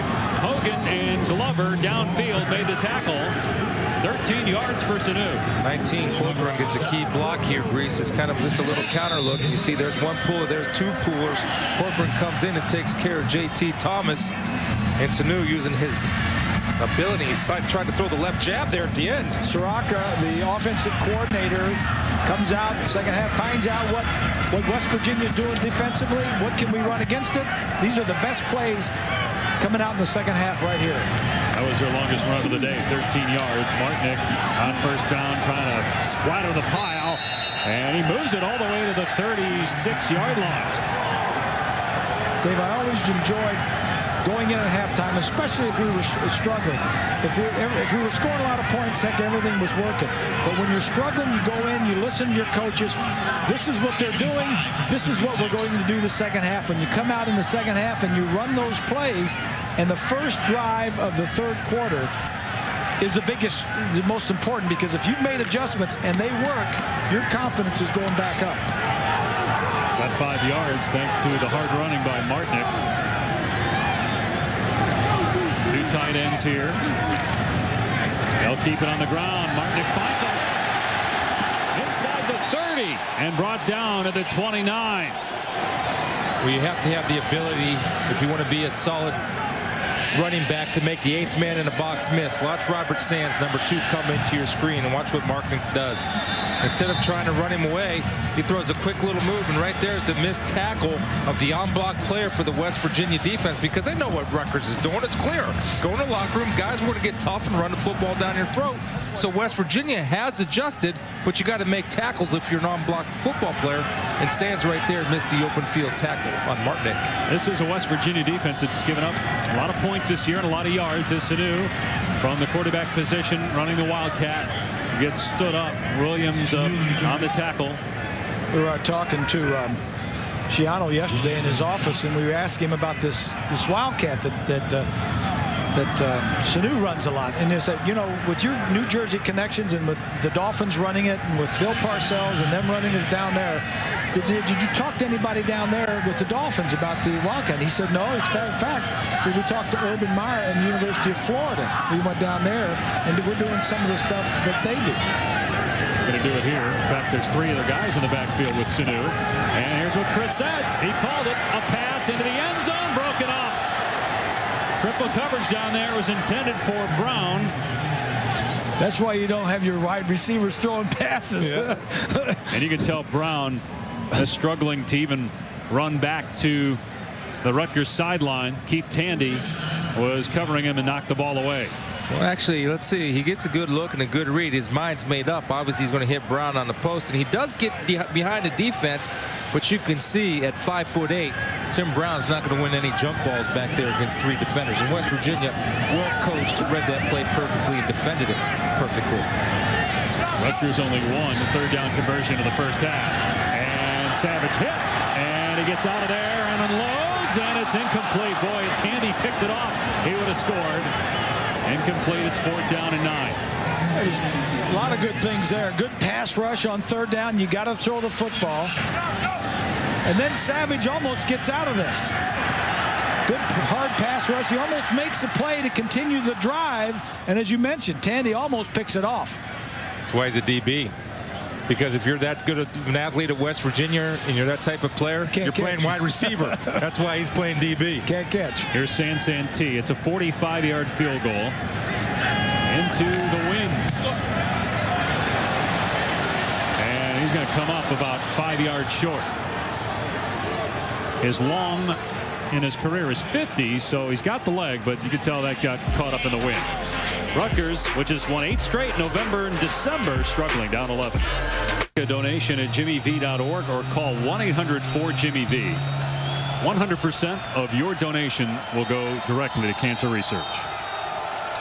And Jim Valvano played college basketball at Rutgers. He's a 1967 graduate. Played with Bob Lloyd, All-American point guard in the backcourt. Running play by Devine, gets about 3 out near the 30-yard line. There's Jimmy V on the right. Bob Lloyd is a backcourt mate. Look at the ups that Jimmy V had there. He had over 1,100 career points, and Rutgers finished 3rd in the 1967 NIT. One picture in my mind of him I'll never forget is him running out NC State, a national championship game when they won. Yep, looking for somebody to hug. Yeah. Jared Brown rolling out. Everybody covered. And it's incomplete. That's a missed opportunity. And Jared Brown has a lot of confidence in his arm and the throw on the run. Right there, it's lazy. His feet drifted a little bit. I thought Grease, as a quarterback, he had time to set his feet. And when you throw that out, you want to throw it low to the outside away from the defender, which allows the receiver to make a play on the ball, but also keeps his feet on the ground to come inbounds when you catch the football. Check the weather, Horse. It's cold, it's wet. Hey, he still can set his feet. He threw a fadeaway. Did a Jimmy V fadeaway. Hey, we have to create. All you do is destroy. Brown to throw on 3rd and 6. And that one was low also. Flag down. Pass intended for Sanders right at the first down marker. This has got holding written all over it. Holding. Offense. Number 77. Penalty be declined. 4th down. That's on Josh Jenkins, the left guard. We always talk about offensive adjustments. What a nice job ever since the 3rd series of the football game for Bob Fraser, the co-defensive coordinator, along with Greg Schiano, the play caller, to adjust and to slow down this athletic West Virginia offense. And Ed Pinkham also is one of the co-defensive coordinators. Bill Stewart in his 2nd year. He won the Fiesta Bowl as the interim coach when Rich Rodriguez left to go to Michigan. Now in his 2nd full season, they went 9-4 a year ago and beat North Carolina in the Meineke Car Care Bowl. West Virginia likely headed to the Gator Bowl regardless of the outcome of this game. And regardless of the Cincinnati Pitt outcome, depending on who you talk to, as that was a deep kick and fielded inside the 20. Fair caught at the 16 by Sadu. We'll see what Rutgers can do in offense. Down 11 when we come back.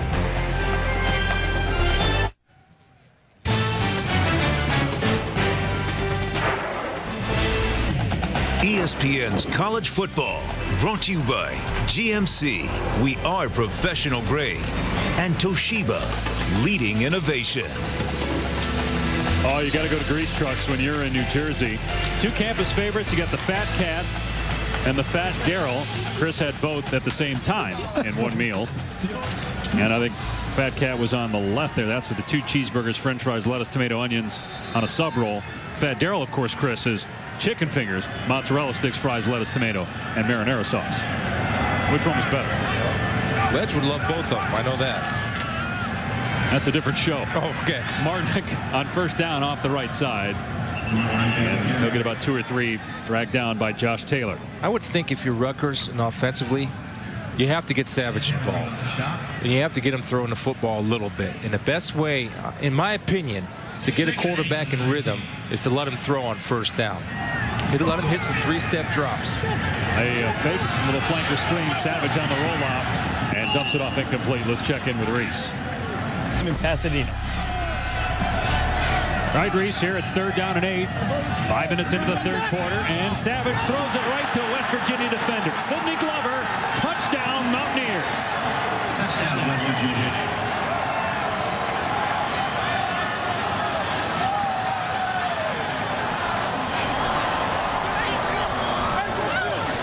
Second interception of the season for Glover. West Virginia leads the Big East with 16 picks as a team. 24 yards on the return by Glover. It's only the 5th thrown this year by Savage. And the first turnover of the game. Yeah, he just didn't see the he didn't see Glover. He didn't see the defensive back. He was looking. He was staring down his receiver. Bittenkirk for the point after. And it's 21-3 West Virginia. What do you think Greg Schiano's telling Savage right there, Bob? I'm going to need you, big fella. Here's you're going to see right here. He's staring down the receiver, and Sidney Glover played the vertical route at first. He kind of baited him. He saw his eyes, then he jumped the underneath route, and he was able to finish the play. But Sidney Glover did a good job of coming late off the coverage and breaking on the football. The key to the whole thing, and here's Glover, is he's in a zone coverage. He's not man-to-man coverage. The slot guy right there that he jams, he's not covering him. Savage sees that jam, and he throws to the outside guy, and Glover just slides off to his zone responsibility and just takes it off, picks it off. And he's throwing a true freshman, Mark Harrison, who I think drifted inside on that route. If you're going to run a hitch, you want to keep it outside for that exact reason, away from the guy that's coming late to the flat. And he threw the ball inside. It was doomed to start. It's a true freshman, you understand that. I mean, that's going to happen. You're going to drift a little on your routes. You're going to be late on a throw. Yeah. Our Saturday menu is brought to you by Applebee's on ABC at 3:30. USC and Arizona in a good Pac-10 game at 8 o'clock tonight on ABC. It's the Big 12 championship, ACC championship over on ESPN. Can Nebraska knock off Texas? And if that happens, will it be TCU or will we have Cincinnati, for that matter, if they come back to be Pitt, against the Florida-Alabama winner, or will we have a rematch, Florida-Alabama? Give a little credit to TCU. They've had a great year. I mean, he's been down there and played well. Well, it's just got to be TCU. I mean, they play people. Yeah. And they're solid offense, defense. And don't know if that was a whiff by Bittenkirk or if the ball just blew off the tee as he went to kick it. That ball fell off the tee, and he says, "I'm not kicking this." He does this. He does this in practice, and does the same thing. He doesn't kick. If it blows off, I'm not kicking it if it's falling off the tee. I'll tell you, he does a good job of keeping his composure. That's kind of like stopping your drive on a downswing. Yeah. When a driver in golf. Because he could have kicked it and swung his leg and missed everything and fell down and made the bloopers. Yeah, Snoopy pulling the ball away.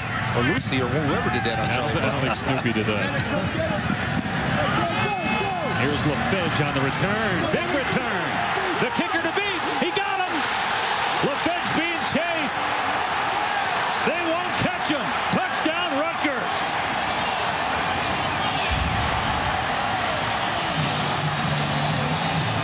Why do you kick it deep?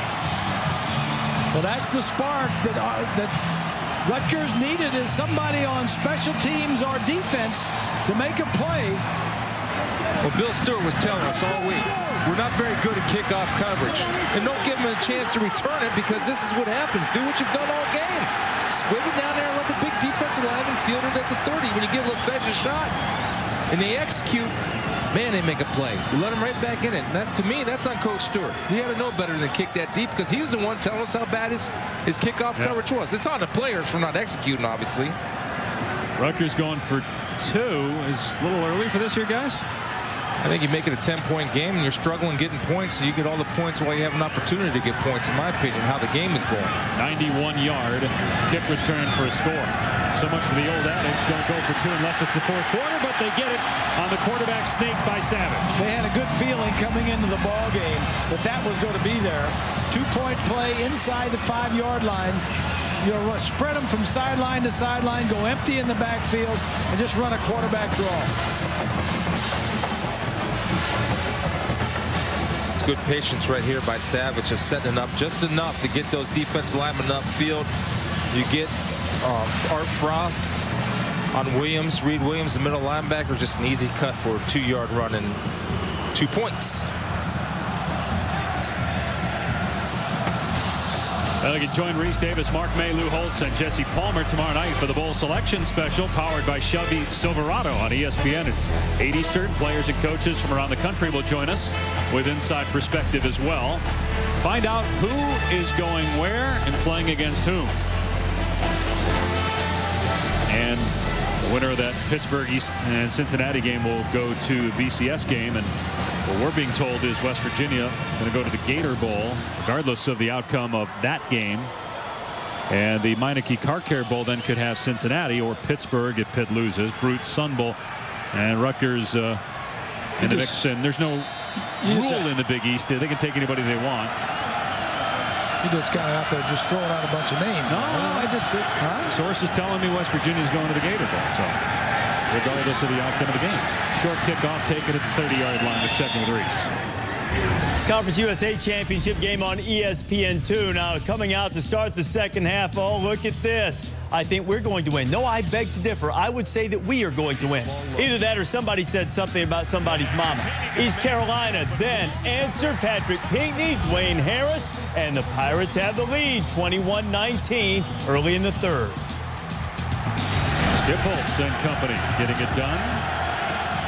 Well, so far, after no offense in the first half, still no offense in the second half, but we do have 2 touchdowns, one by the West Virginia defense and now by Rutgers special teams. Here's Noel Devine, and they bottle him up. He gets maybe 2. Tomaso Munoz making the play, senior from Miami, Florida. And that kickoff return, Dave, by Rutgers was the 7th non-offensive touchdown of the year for them. They've had 4 on defense and 3 on kick returns. So they've kind of helped their offense all season long. Goes their unbalanced look. They bring the big tackle over.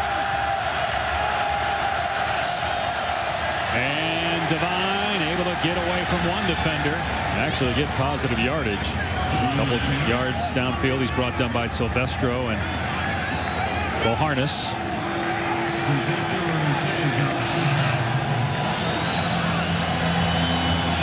Looked like George Johnson had a shot for a TFL, tackle for loss in the backfield, but the shifty Noel Devine gave him a leg and took it away.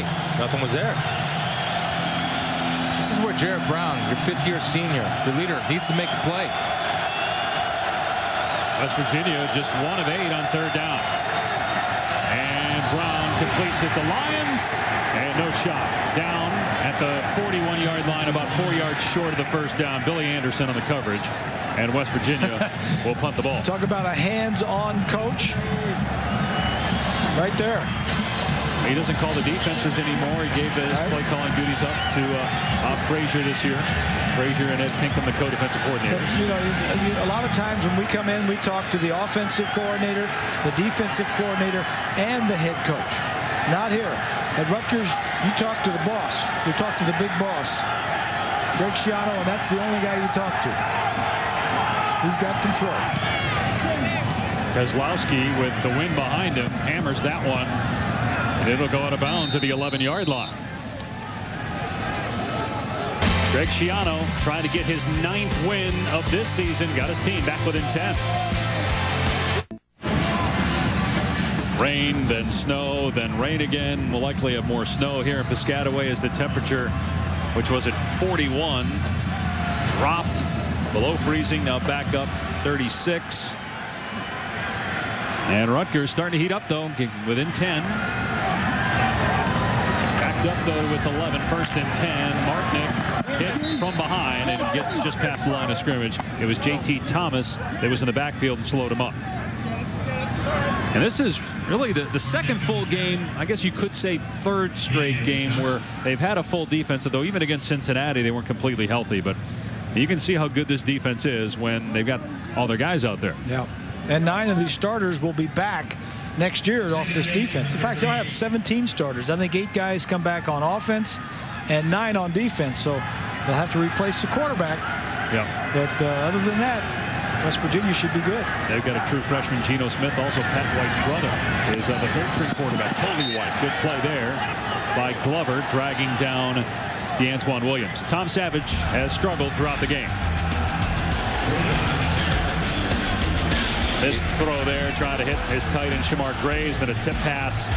Here he trips over the 39-yard line, and then the pick six. Well, that's a young freshman, but the thing that Greg Schiano loves about Tom Savage is his temperament. He never gets high, never gets too low, which is unusual for an 18 or 19-year-old kid not to panic and just trust what you do, trust your training, and just play football. And that's a nice quality to have. And you're going to have days like this. Greg Schiano said Savage is special. He thinks he's going to be a great player. Here, he's going to get sacked. Back at the 6-yard line by Goulbourne. Everybody covered downfield. And Rutgers will have to punt out of its end zone. It's at the 4th or 5th sack of Savage today. But every time you talk to Schiano, he always has a smile on his face when you mention Tom Savage. And let me say this about this, guys. 2 years from now, when you come back here and we do a Tom Savage, a Rutgers game, he's going to be hot stuff. They're in very good shape offensively, quarterback around here for the next 3 years. Well, if you guys love punting, this game is for you, as you saw the punt yard so far. As Sanders waits for it at midfield.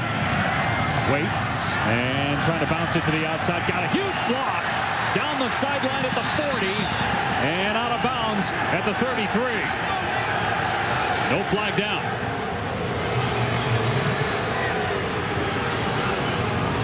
Looks like Ian Smith, number 24, is going to come up and get the block that you need. And very smart by getting his head in front and on the side of the defender from Rutgers, number 20, Green. Look at that, just smart, getting his way. And Jock Sanders showing patience to let that block set up and a burst down the sideline. That's a good call by the officials. Yeah, good Outstanding. Yeah. And very good field position for West Virginia inside the 35.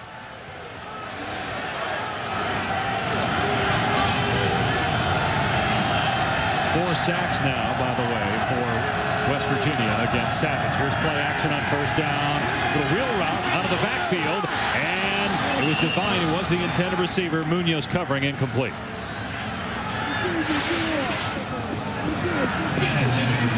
And oh, yeah. Ooh, Coach Stewart. I guess that's good.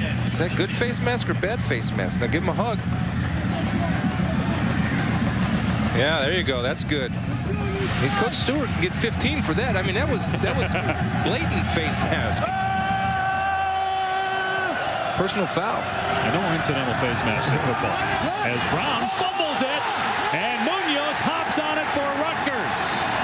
I mentioned earlier in the game, he carries that ball out away from his body, and there nobody even touched him. It just slipped out of his hand. Looked like he hurt his hand or thumb a little bit also. He was grabbing it on the ground, but they have a play. They have a play set up. It's the quarterback draw, the same one used with Clark as your lead blocker. And look at that. Clark has to run to get the people. They're 5 yards away. And you're right, Grease. He runs with his arms out away from his body, and you should tuck that elbow in next to your side and hold the football against your body. It's a little Adrian Peterson running. You notice when Adrian has trouble dropping the ball and putting it on the deck, it's the same thing. He kind of cradles that ball within the forearm and gets loose and shows air. You got to get that ball high and tight, protect it. It's like a little baby, little newborn. Protect that sucker. Your Vikings, huh? Oh, yeah. And here's a little trickery. Savage, after the pitch, going to throw it deep downfield into double coverage. And incomplete. Should have been picked off by Brandon Hogan. That looked like a punt. Ex-wide receiver, thus the name X for Brandon Hogan. But they had two West Virginia defensive backs back there playing him, and they had pretty good coverage. Go ahead and take a shot at it downfield. Well, I like the call. I think it's an aggressive call. I do too. I like it. The only reason, just so people know out there why I said Chris's Vikings, is Chris's brother Rick Spielman, the GM of the Minnesota Vikings, are off to a 10-1 start. Yeah, they're playing good. And Chris played for Detroit in the same division. Yep. So he used to hate the Vikings, and now Chris is saying, oh, our Vikings, and we, and all this other stuff. Well, he's finally started taking my advice up there. Martinick hit in the backfield, flag down. So it's Martinick back in the third. On personnel, on college football personnel, you give him the inside stuff. Yeah. Let's see, draft Adrian Peterson, draft Percy Harvin. There you go. Real tough. Personal foul. Defense. Number 12. Hands in the face. 15-yard penalty. Sours. First down. Nate Sauer is the guilty man. He's coming over to have a talk with Coach Stewart. I don't think he's coming over. He's trying to get away from it. Stay at those numbers. You'll be all right. That's why Coach Stewart never has a voice left at the end of the game right there. But a wonderful guy. There's not a nicer man in college football than Bill Stewart. And a good football coach. Outstanding coach.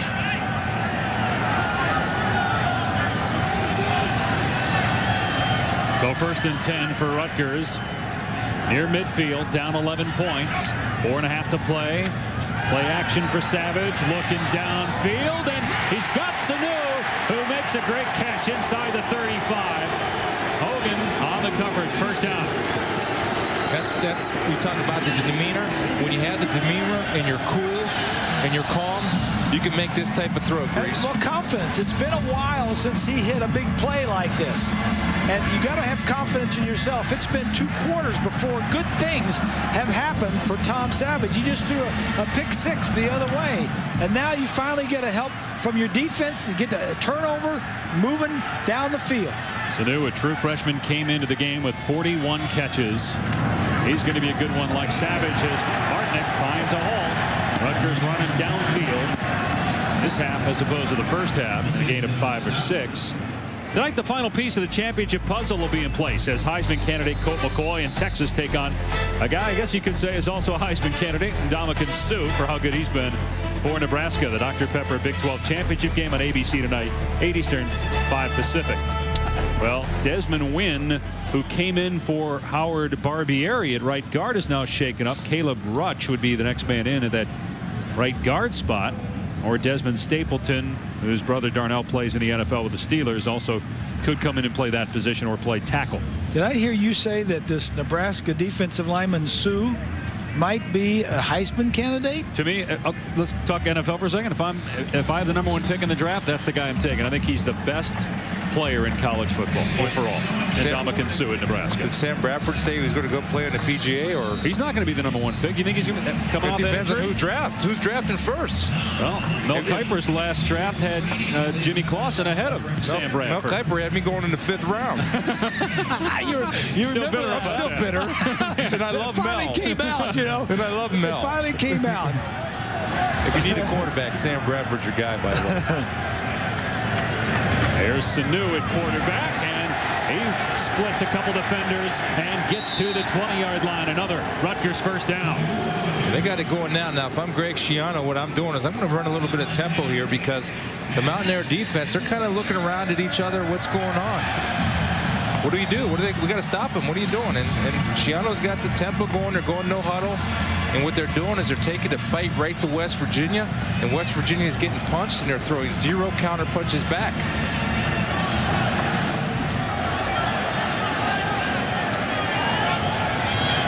Rutgers has lost 14 straight games to West Virginia.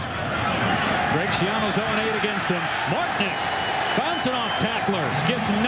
They had 1 rushing yard as a team that entire first half, and now they're starting to get it going. Take a look at that offensive line on the left side. The big guy, Anthony Davis. 61 is Blazik. Good hard running inside. That's what you need to get some confidence on offense. You got to have some kind of a running game.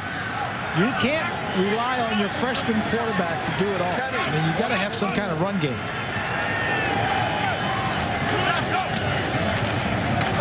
And here's Sanu out in the flat, and he'll reach the 1st down marker before J.T. Thomas greets him there. And all depends on the spot here, whether he got the 1st down. Looks like, yep, 1st down. 1st and goal now for Rutgers. And what Rutgers has done, a lot of 2-back offense. Incorporating the fullback is doing a good job of lead blocking. And you got to remember that a lot of teams in college football don't see the I formation very often. And so when somebody's pounding it at you, you're not used to defending it, and you're not used to the blocking angles. And you think about, well, what they saw last week against Pittsburgh, which should help them.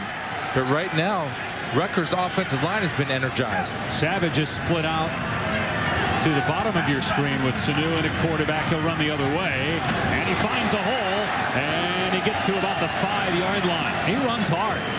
Hogan made the stop. You talked about it earlier, Chris, ineligible his senior year of high school because he turned 19 years of age before the semester started. True freshman.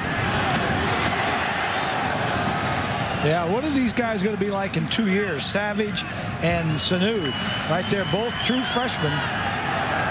You got Boharness on defense and linebacker, another true freshman. They had the best recruiting class ever here at Rutgers this past year. Here's Martnick. And good job by West Virginia's defense. Miller getting off a block. And if he didn't take him down, Sidney Glover, the safety, was there. Loss of 5. Yeah, I don't like that call. It was too slow in the backfield, too slow developing. This is an attacking defense.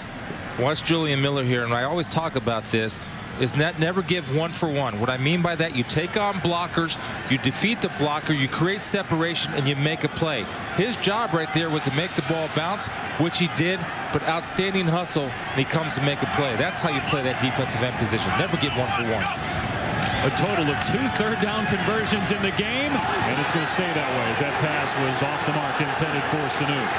Each team has 1 third-down conversion in this game, and now it's 4th and goal, and Greg Schiano's going to have to send on the field goal team. Yeah, it looked like Hogan there may have been some contact right there. The ball's in the air. No, that is. Was it catchable? That's pass interference. Well, if he hadn't held on to him, he would have been back in the end zone where the ball was coming. Now Sansantee missed a 45-yarder, was short by about 5 yards, but this is a short kick into the wind, and the wind has subsided. It's a 27-yarder from straight on. And he buries this one, and it's a 7-point game here late in the third. Check in with Reese Davis now in the studio.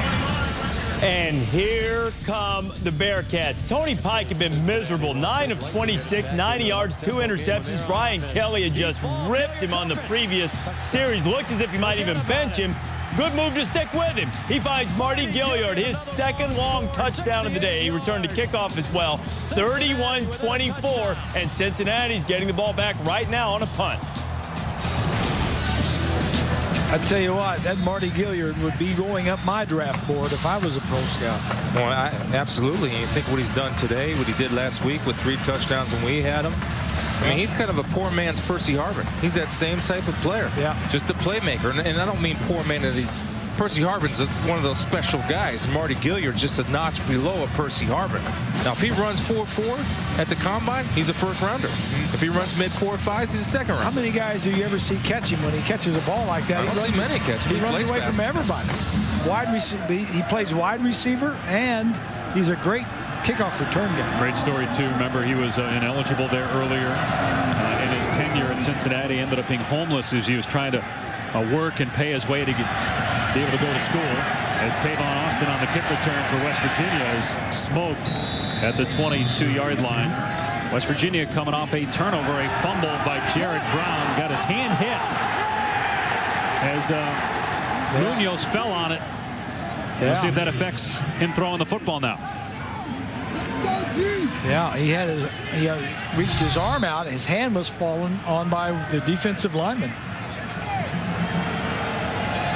You see he's kind of moving them fingers around. I don't know if that's his normal behavior, but anytime I see a quarterback on the sidelines, obviously he's aware of, would that affect him taking any snaps from under center.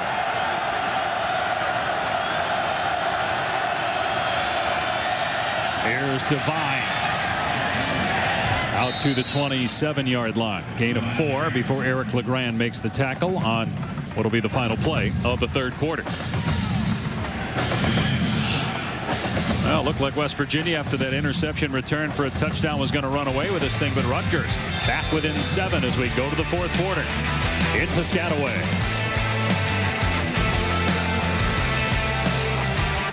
Follow the drive to the national championship on ESPN on College Football Final. You'll see all the big plays, the shocking upsets, and the great escapes that happen every week on the drive to the national championship. Saturdays at midnight on ESPN.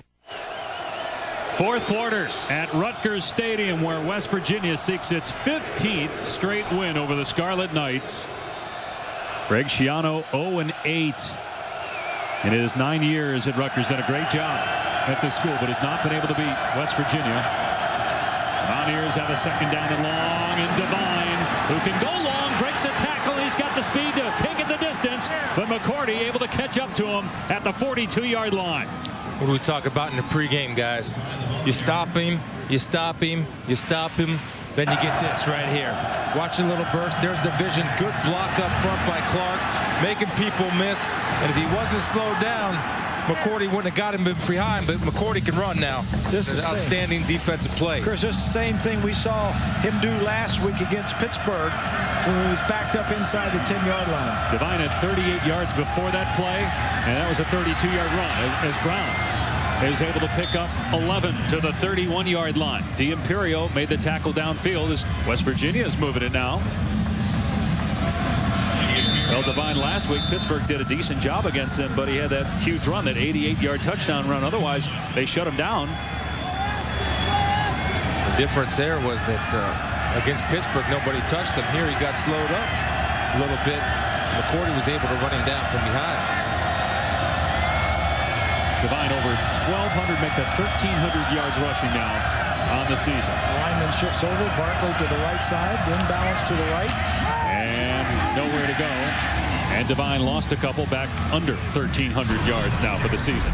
To get the latest on the teams and players you care about the most, log on to ESPNChicago.com, ESPNBoston.com, and ESPNDallas.com. Will Tony Romo and the Cowboys collapse again in December? They've got the lead in their division. Big one with the Giants this weekend. Well, what happened to the Giants, huh? They're struggling after that great start. 2nd and 12 for the Mountaineers. And looks like a broken play. And Brown gets out of there. David Rowe bumps him out at the 35-yard line. Well, that'll drive you crazy. Not only because of the broken play, but where it happens. I mean, you're in good field position here, and every yard counts because you're talking about kicking a field goal into the wind. And you don't want to give any yards away, even if Brown would have tucked it up inside right there and got it back to the line of scrimmage. West Virginia with only one third-down conversion the entire game. And this is a 3rd and 13. It's probably his 4-down situation. It's too far to kick a field goal.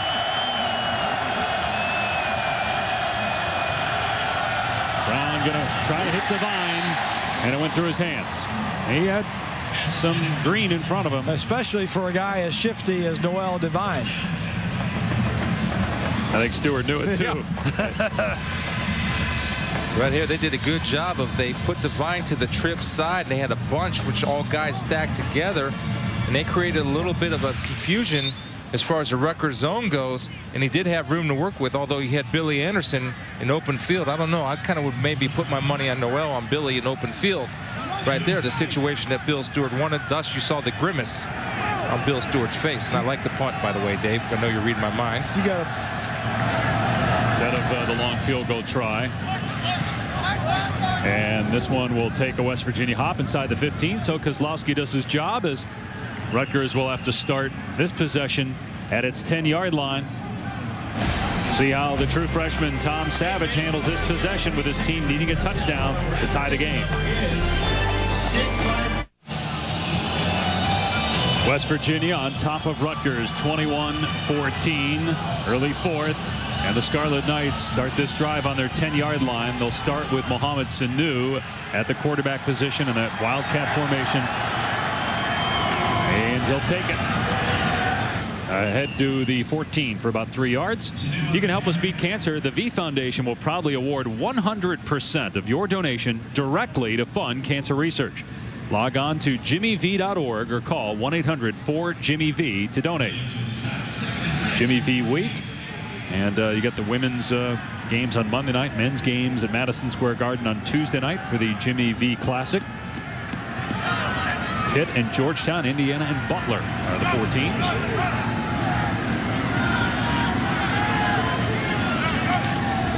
Second down at 6. Savage to throw.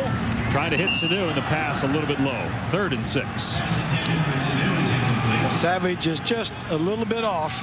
You know, he didn't come in early. He didn't come to spring practice. He only got here in the summer. In fact, he came over. He's from Philadelphia area, and he drove over for a bunch of the practices. In fact, he made about 14 of the 15 practices and just stood on the sideline and watched as the Rutgers went through their offensive practices in the spring. Scarlet Knights just 1 of 12 on third down. This is manageable for Savage here, 3rd and 6. And he's got time to throw, but he put it behind Tim Brown, who was covered by linebacker Reed Williams. It's 4th down. 4th down and 6. That ball looks like it could have been caught. Threw it a little bit behind Brown. Just a little bit off. You know, Tim Brown, the senior, has been a playmaker all year. A little bit frustrated. He's trying. He's playing with that bad ankle. The other thing what you need to do right here is get some type of field position from West Virginia, then capitalize on it because of the punt. It's going to be into the wind a little bit. Delegana to punt. And this is a good boot. Sanders all the way back at his 30. Gets a block, and he is finally brought down just shy of the 40-yard line. Oh, he mentioned earlier in the game that Jarrett Brown filled in for an injured Pat White in 2006 when both teams are ranked in the top 15. Brown with a 40-yard touchdown run this game. He also had a 22-yard touchdown pass. West Virginia had to go for 2 and made it. Mountaineers were up 8. And then Rutgers falling short, could not get the 2-point conversion, losing in the 3rd overtime. That outstanding game 3 years ago. Bill Stewart was an assistant at West Virginia. Rich Rodriguez, the head coach at that time. Mountaineer football is Clark. Powers forward to the 47 for about 7.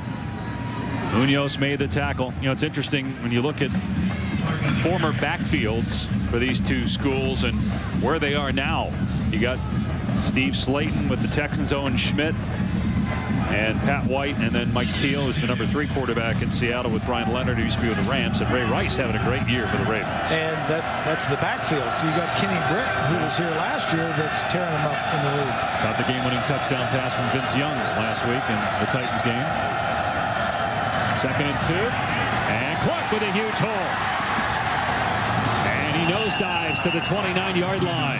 Well, it's clear what Bill Stewart decided to do, and Jeff Teal. We're going to go big. And here's what we're going to do. We're going to run the football, and we're going to pound it, and we're going to do it with Ryan Clark.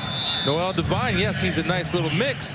But right here, let's get powerful and see what we can do. And Ryan Clark has been coming along for a freshman. He's an outstanding player, not only as a runner, but he's been a very good lead blocker. Had a first down on that game-winning drive against Pittsburgh before the field goal by Bittencourt last week in the backyard brawl. Here's Devine trying to get to the outside, and he does. Boy, most guys would have got taken down in the backfield, but Devine got back to the line of scrimmage. You see the difference right there in Devine, the way he runs, a little scat back, as the play before where the Clark is more of a power back, and he runs more between the tackles. Devine likes to jump it outside. You guys think we'll see Devine and other guys of his stature in the NFL? We showed you Ray Rice earlier, who's in the league. He's bigger, thicker, but about the same height. I think there's a bunch of them in the league right now. Jones, Drew is in the league. There's some other guys that at that size, I think there's a definite place. Again, Rice and Jones Drew a little bit bigger lower body than Devine as Clark takes it inside the 25 to the 24. Here's the 88-yard touchdown run last week against Pitt. See right there, the difference is Pitt didn't have anybody with the speed to catch him, plus nobody really slowed him up at the line of scrimmage, where McCourty had the benefit of somebody slowing Noel Devine up. McCourty, with his great speed, chased him down from behind. Well, the Rod Stevens-Howling, who returned a kickoff for a touchdown, the NFC Special Teams Player of the Week, is about Devine size. Sproles, San Diego Chargers tearing it up. Here's the bigger Clark, and a big hit at the 24 by Zaire Kitchen, sticking his nose in there. A nice job from the safety coming up. Get a little linebacker action, and they know what West Virginia is trying to do. You got the big fella Clark in there. They figure, like we figure, you're going to try to pound it. And watch Kitchen. Say, I'll do the cooking in this kitchen. Bam! Outstanding. Kitchen playing on senior day, fought through several knee injuries. Makes a good play there to force a 41-yard field goal attempt by Bittencourt. This is his first attempt of the game. Kicked the game winner against Pitt last week.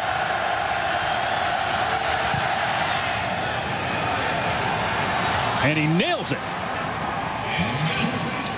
41-yard field goal is good, and West Virginia leads by 10 midway through the fourth quarter. Bittenkurt has missed just once all year. He's a freshman. He's now 14 of 15 on field goals for West Virginia.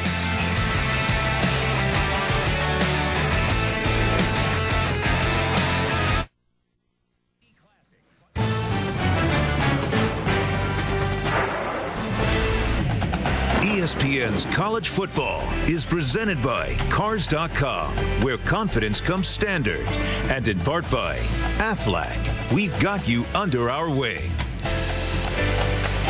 Welcome back to the birthplace of college football. Rutgers and Princeton met on November 6th, 1869. We can imagine the day was a lot like this. Yeah. Cold, a little rain, a little snow. Unfortunately, Christopher Bob, we used up all of our jokes during the production meeting about that game. Well, I know that little-known fact that Coach Holtz was actually a GA for Rutgers at that time. No way. Yeah. West Virginia leading by 10. Josh Leiter will kick it away from the 30. Hammers it into the ground. The last time they kicked it deep, it was returned for a touchdown. In fact, the only time they kicked it deep. Good coverage there by West Virginia as Rutgers picked that up at the last second ahead of the 37-yard line as we check in with Reese in the studio. 8:36. I heard that, but luckily for you, Coach didn't. Here's East Carolina and Houston in a Conference USA championship game. Case Keenum picked off by Van Eskridge in the last two Conference USA title games. East Carolina scores 10 turnovers, 3 today, 7 against Tulsa last year. Dominic Lindsay next play, touchdown. The Pirates are up 31-19 despite nearly 400 yards passing from Keenum. Wow, East Carolina, 12-point lead. Here, West Virginia with a 10-point lead. Rutgers back to work on offense. And Savage going to Sanu. Defender got beat. And Sanu's got a touchdown.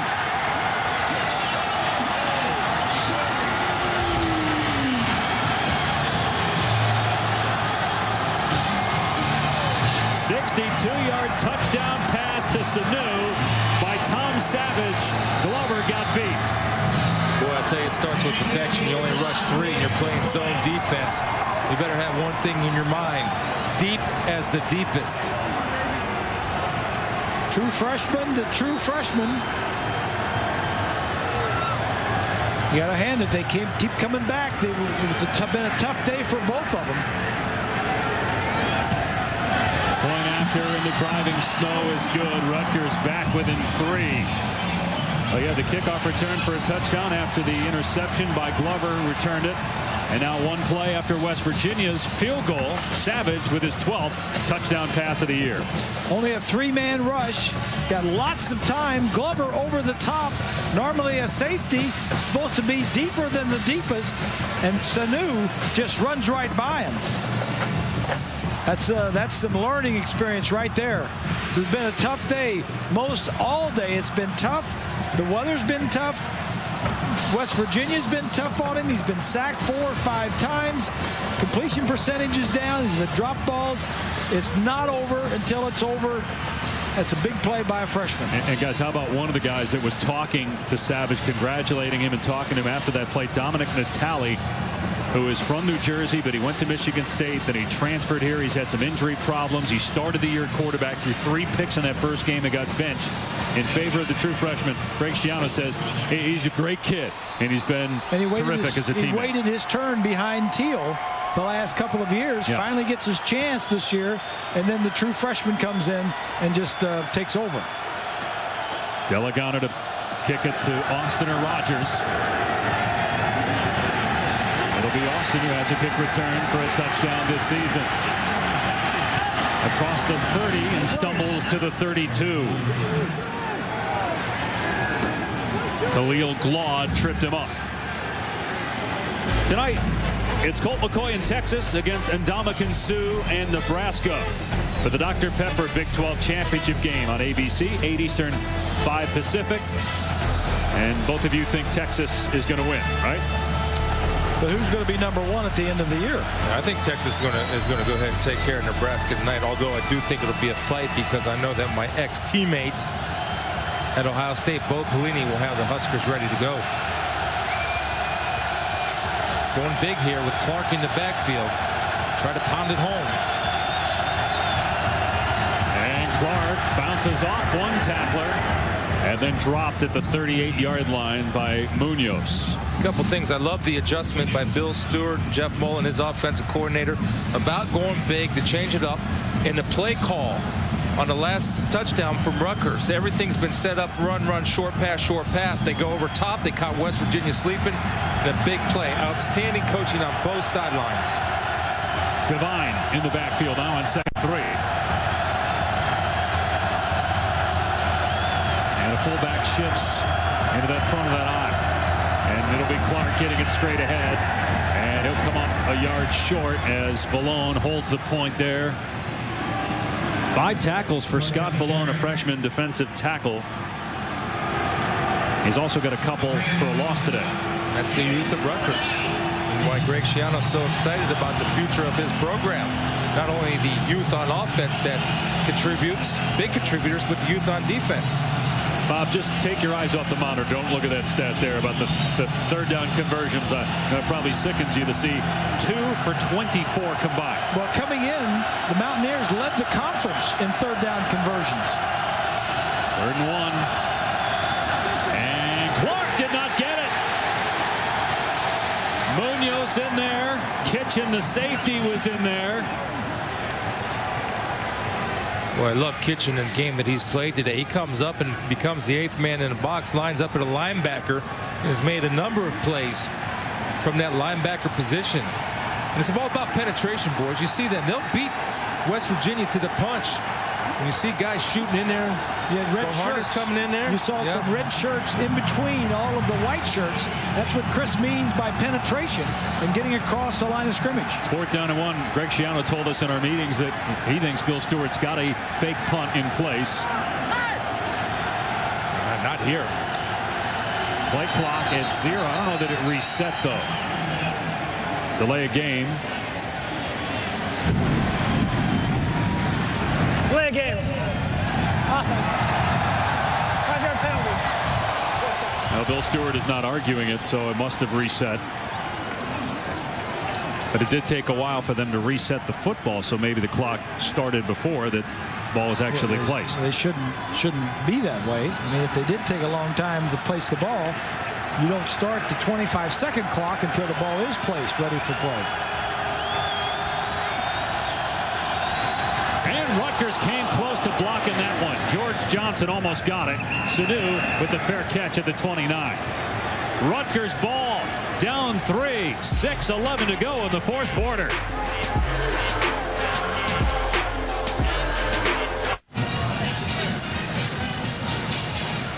Rutgers football down 3 here in the snow in Piscataway on Senior Day.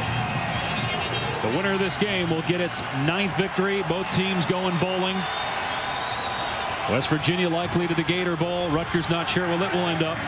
Scarlet Knights football inside their 30. And Savage will give it to Martinick. Knocked down after a gain of 3 at the 32 by Sands. And here's Reese. All right, Dave, get you up today. We got wild back and forth games going everywhere. Big East. Here's Dion Lewis again. Lewis is closing in on the Pittsburgh record for most carries in a game. Ironhead Hayward carried it 42 times against Holtz and Notre Dame. Dion's up in the high 30s. Tony Pike's had a tough day, but he's rallying now, finding DJ Woods. Extra point was missed when Zach Colares couldn't handle the snap. 38-30, 9 and change to go in the 4th on ABC. Wow. Good finish coming here as well, Reese. The Rutgers down 3. And on the Wildcat play, Sanu, the quarterback, gets a couple. Going to bring up 3rd down. Talking about all those carries that Lewis is getting in that ball game. Oh, broadcast partner Keith Jackson used to say, "Why he's not that heavy. And he didn't belong to a union." 3rd down and 5 at the 5-minute mark. Guy that's been quiet is this young man right here, an explosive player, leading receiver Timmy Brown. Been quiet all day. Battling an ankle injury in the game. As Savage throws high, incomplete. Had to throw that ball high. Yeah, there was a linebacker in front of it, Goldborn. It's a good job by Goulburn getting underneath the route, and you should try to throw from the pressure blitz side. Throw to the blitz. He threw away from the blitz right into the coverage of Goulburn, dropping off into the short side of the field. 4th down and 5. And meanwhile on ESPN.com, guys, some news on Cincinnati head coach Brian Kelly. We'll tell you about that when we have a moment. And Delagana got it blocked. And they'll blow it dead at the 40-yard line on the block punt. It's because it goes across the line of scrimmage. You can't advance it. So it'll be West Virginia football at the 40. If that would have been blocked and short of the line of scrimmage, then you could have picked it up and run with it. It's Kent Richardson coming off the corner and gets low and does a good job of keeping the hand down, not up, and taking it off the foot. And he's beating Graves, the tight end. Did he hit the ball or did he just hit the leg?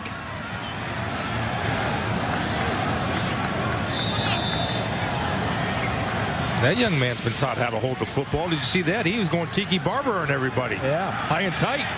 High and tight. So Kent Richardson with the block. Pittsburgh will take over at the Rutgers 40. Scarlet Knights have 3 timeouts remaining. Jared Brown going around and slapping his offensive lineman. Don't goose him. Don't make him jump. West Virginia with a football down 3. Devine taken down from behind for a loss by Alex Silvestro at the 44. I was talking about West Virginia. I accidentally said Pittsburgh. The news on Brian Kelly in that Cincinnati Pitt game is, according to ESPN.com, Brian Kelly said that next week, if Notre Dame were to ask to speak to him, he would, quote, entertain their request. This comes out during the game. I mean, did he talk to somebody at halftime or what? No, it was on ESPN.com. Kelly was on a local radio show this week, said, I'm staying. I'm not going anywhere. I love Cincinnati. My family loves Cincinnati. We've heard that before, though. 2nd and 14. Jared Brown inside the 40, down to the 35. Going to bring up a big 3rd down here. McCourty on the stop. We're being told that story on Brian Kelly was just updated 45 minutes ago, so perhaps it was at halftime.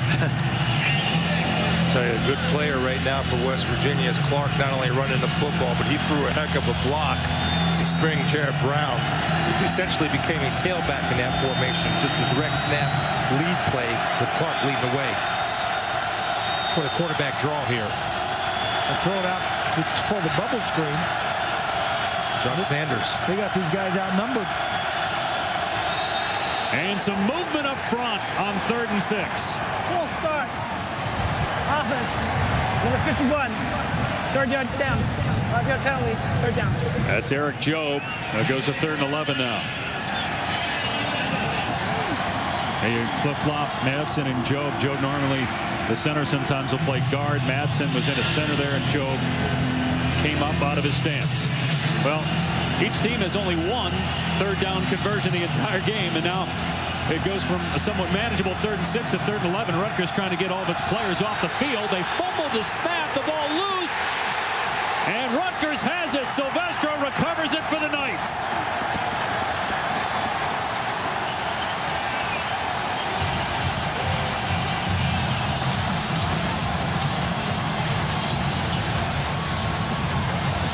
Little confusion on the defense. I think Brown may have been looking over there. Maybe Madison may have been looking over there too. A bad snap. And this is what Rutgers needs to help their offense down the field. Defensive turnover.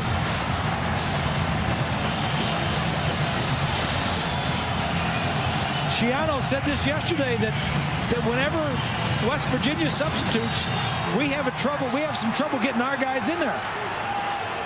But there was no penalty flag, and it's Rutgers ball. So the block punt by West Virginia doesn't come back to haunt the Scarlet Knights. Sanu got behind the defense again. The pass underthrown, though, incomplete. Savage had him as Sanu coasted past 2 defenders. It's the same thing. I mean, the first play, they hit him deep. If you're West Virginia, you got to think, man, why don't we hit him deep? And I'll tell you, Sands was in bad position. What happened, Savage threw Sanu into the coverage. If he would have laid that ball on the outside, there's nobody there. There's nobody there. Friend, look at your screen there. You see that, all that snow and that water and that perspiration coming down?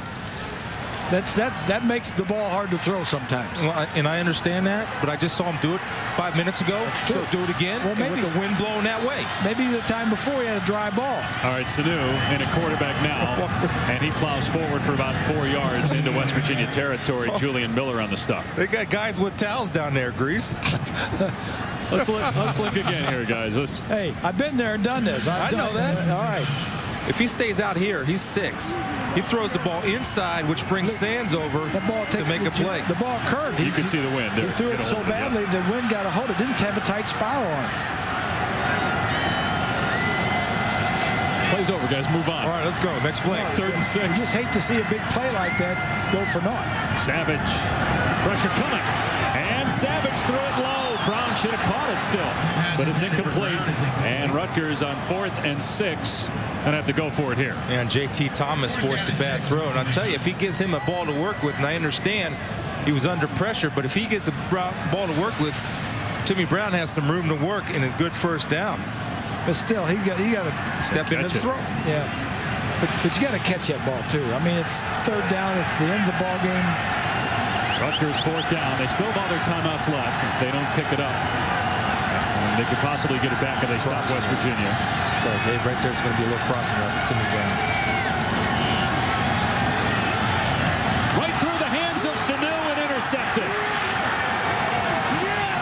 Picked off by J.T. Thomas. It'll be West Virginia ball at the 46-yard line of Rutgers. Yeah, he didn't have to throw that ball that hard. That ball went too hard and too high for the receiver to come down with it. Watch this. He's going to be thrown over to the right side. He's going to be wide open. Sanu kind of looked around where he's going to get hit too. But again, the game's not over because Rutgers does have 3 timeouts remaining. Yeah, but West Virginia gets a couple of first downs, then it is over. Oh, you give up a great opportunity. Oh, sure. Get the ball near midfield, and you squander a couple of chances to make first downs, at least first downs, and not a big play. West Virginia calls a timeout. Championship weekend continues tonight with the Dr. Pepper ACC title game. Georgia Tech, Clemson, 2 of the best running backs in college football. Jonathan Dwyer and C.J. Spiller on ESPN tonight at 8 Eastern.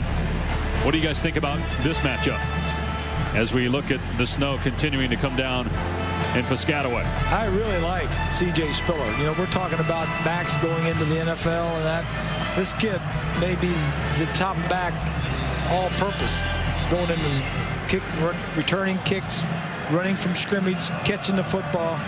C.J. Spiller is going to be a first-round pick. I like the matchup because it was the opening game of the year, and it was a great football game and a tough loss for Clemson.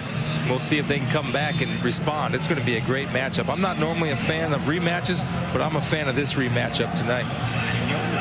Let's see what Jarrett Brown and West Virginia's offense can do here. Again, Rutgers with all of its timeouts remaining.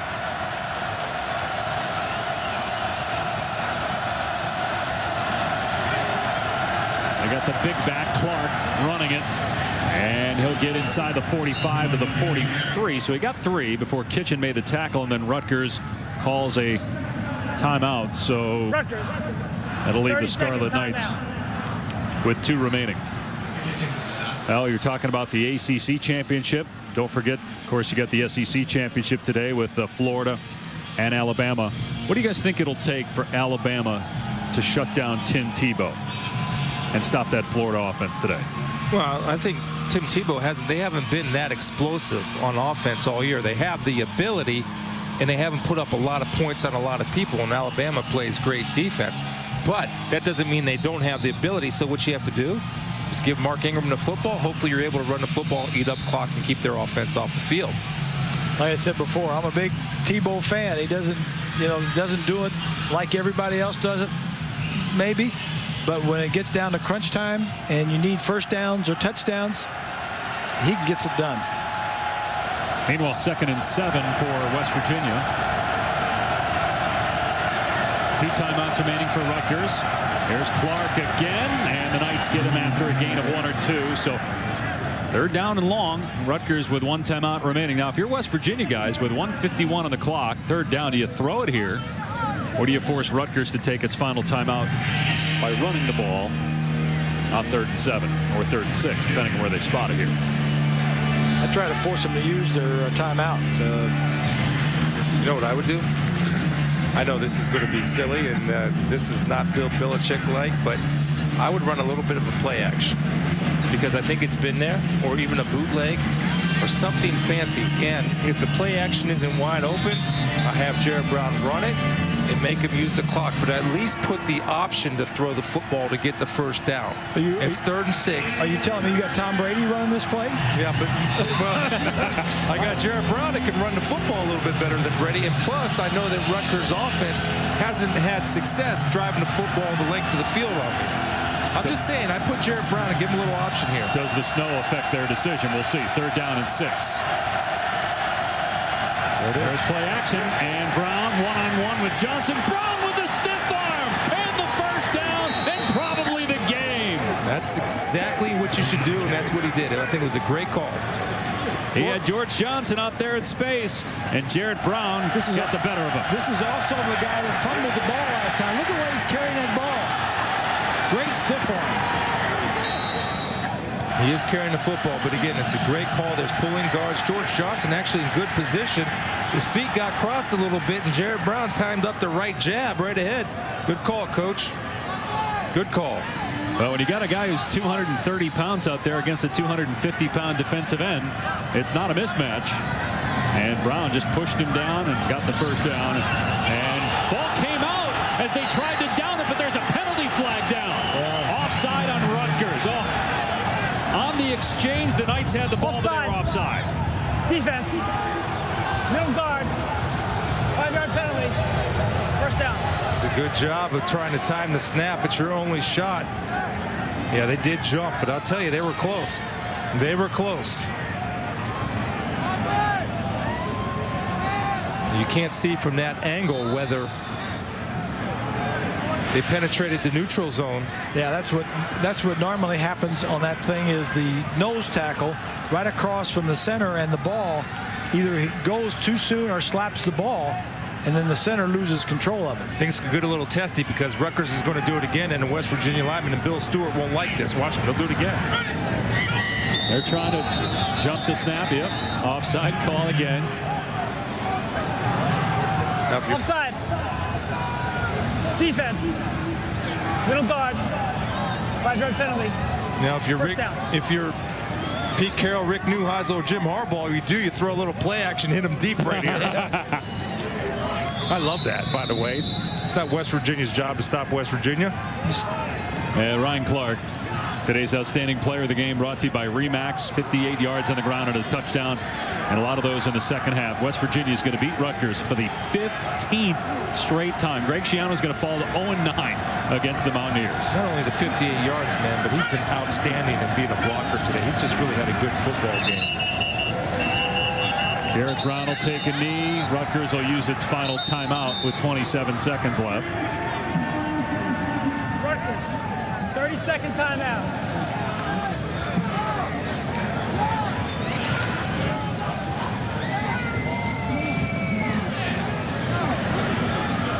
By the way, Cincinnati and Pittsburgh are now tied at 38 apiece, as you see on the bottom line. Wow. 5:40 remaining in that game. An offense in that weather. Yeah. Just tells me that nobody can play any defense anymore in this world. Scored 38 points, 76 total points in that weather? Seriously? You think your defenses back when you were in college, if you had the spread to try and stop these little guys out, 2 on the right, 3 on the left, and you spread your left to right across the field, you think you guys could hold them to the amount point that you held them back then? Yes, with the benefit of the blizzard that they're playing in. Yes. That'll do it. From Piscataway, West Virginia beats Rutgers 15 straight in the series. Won by the Mountaineers. They get their 9th win of the season. They'll have a shot at number 10 in a bowl game. 24-21 is the final. West Virginia beats Rutgers. The Scarlet Knights fall to 8-4 and finish 3-4 in the Big East. West Virginia 5-2 in conference play. For Bob Greasy, Chris Spielman, our entire crew, this has been a presentation of ESPN, the worldwide leader in sports. I'm Dave Pasch. ESPN College Football Scoreboard up next as we go to Reese Davis in the studio.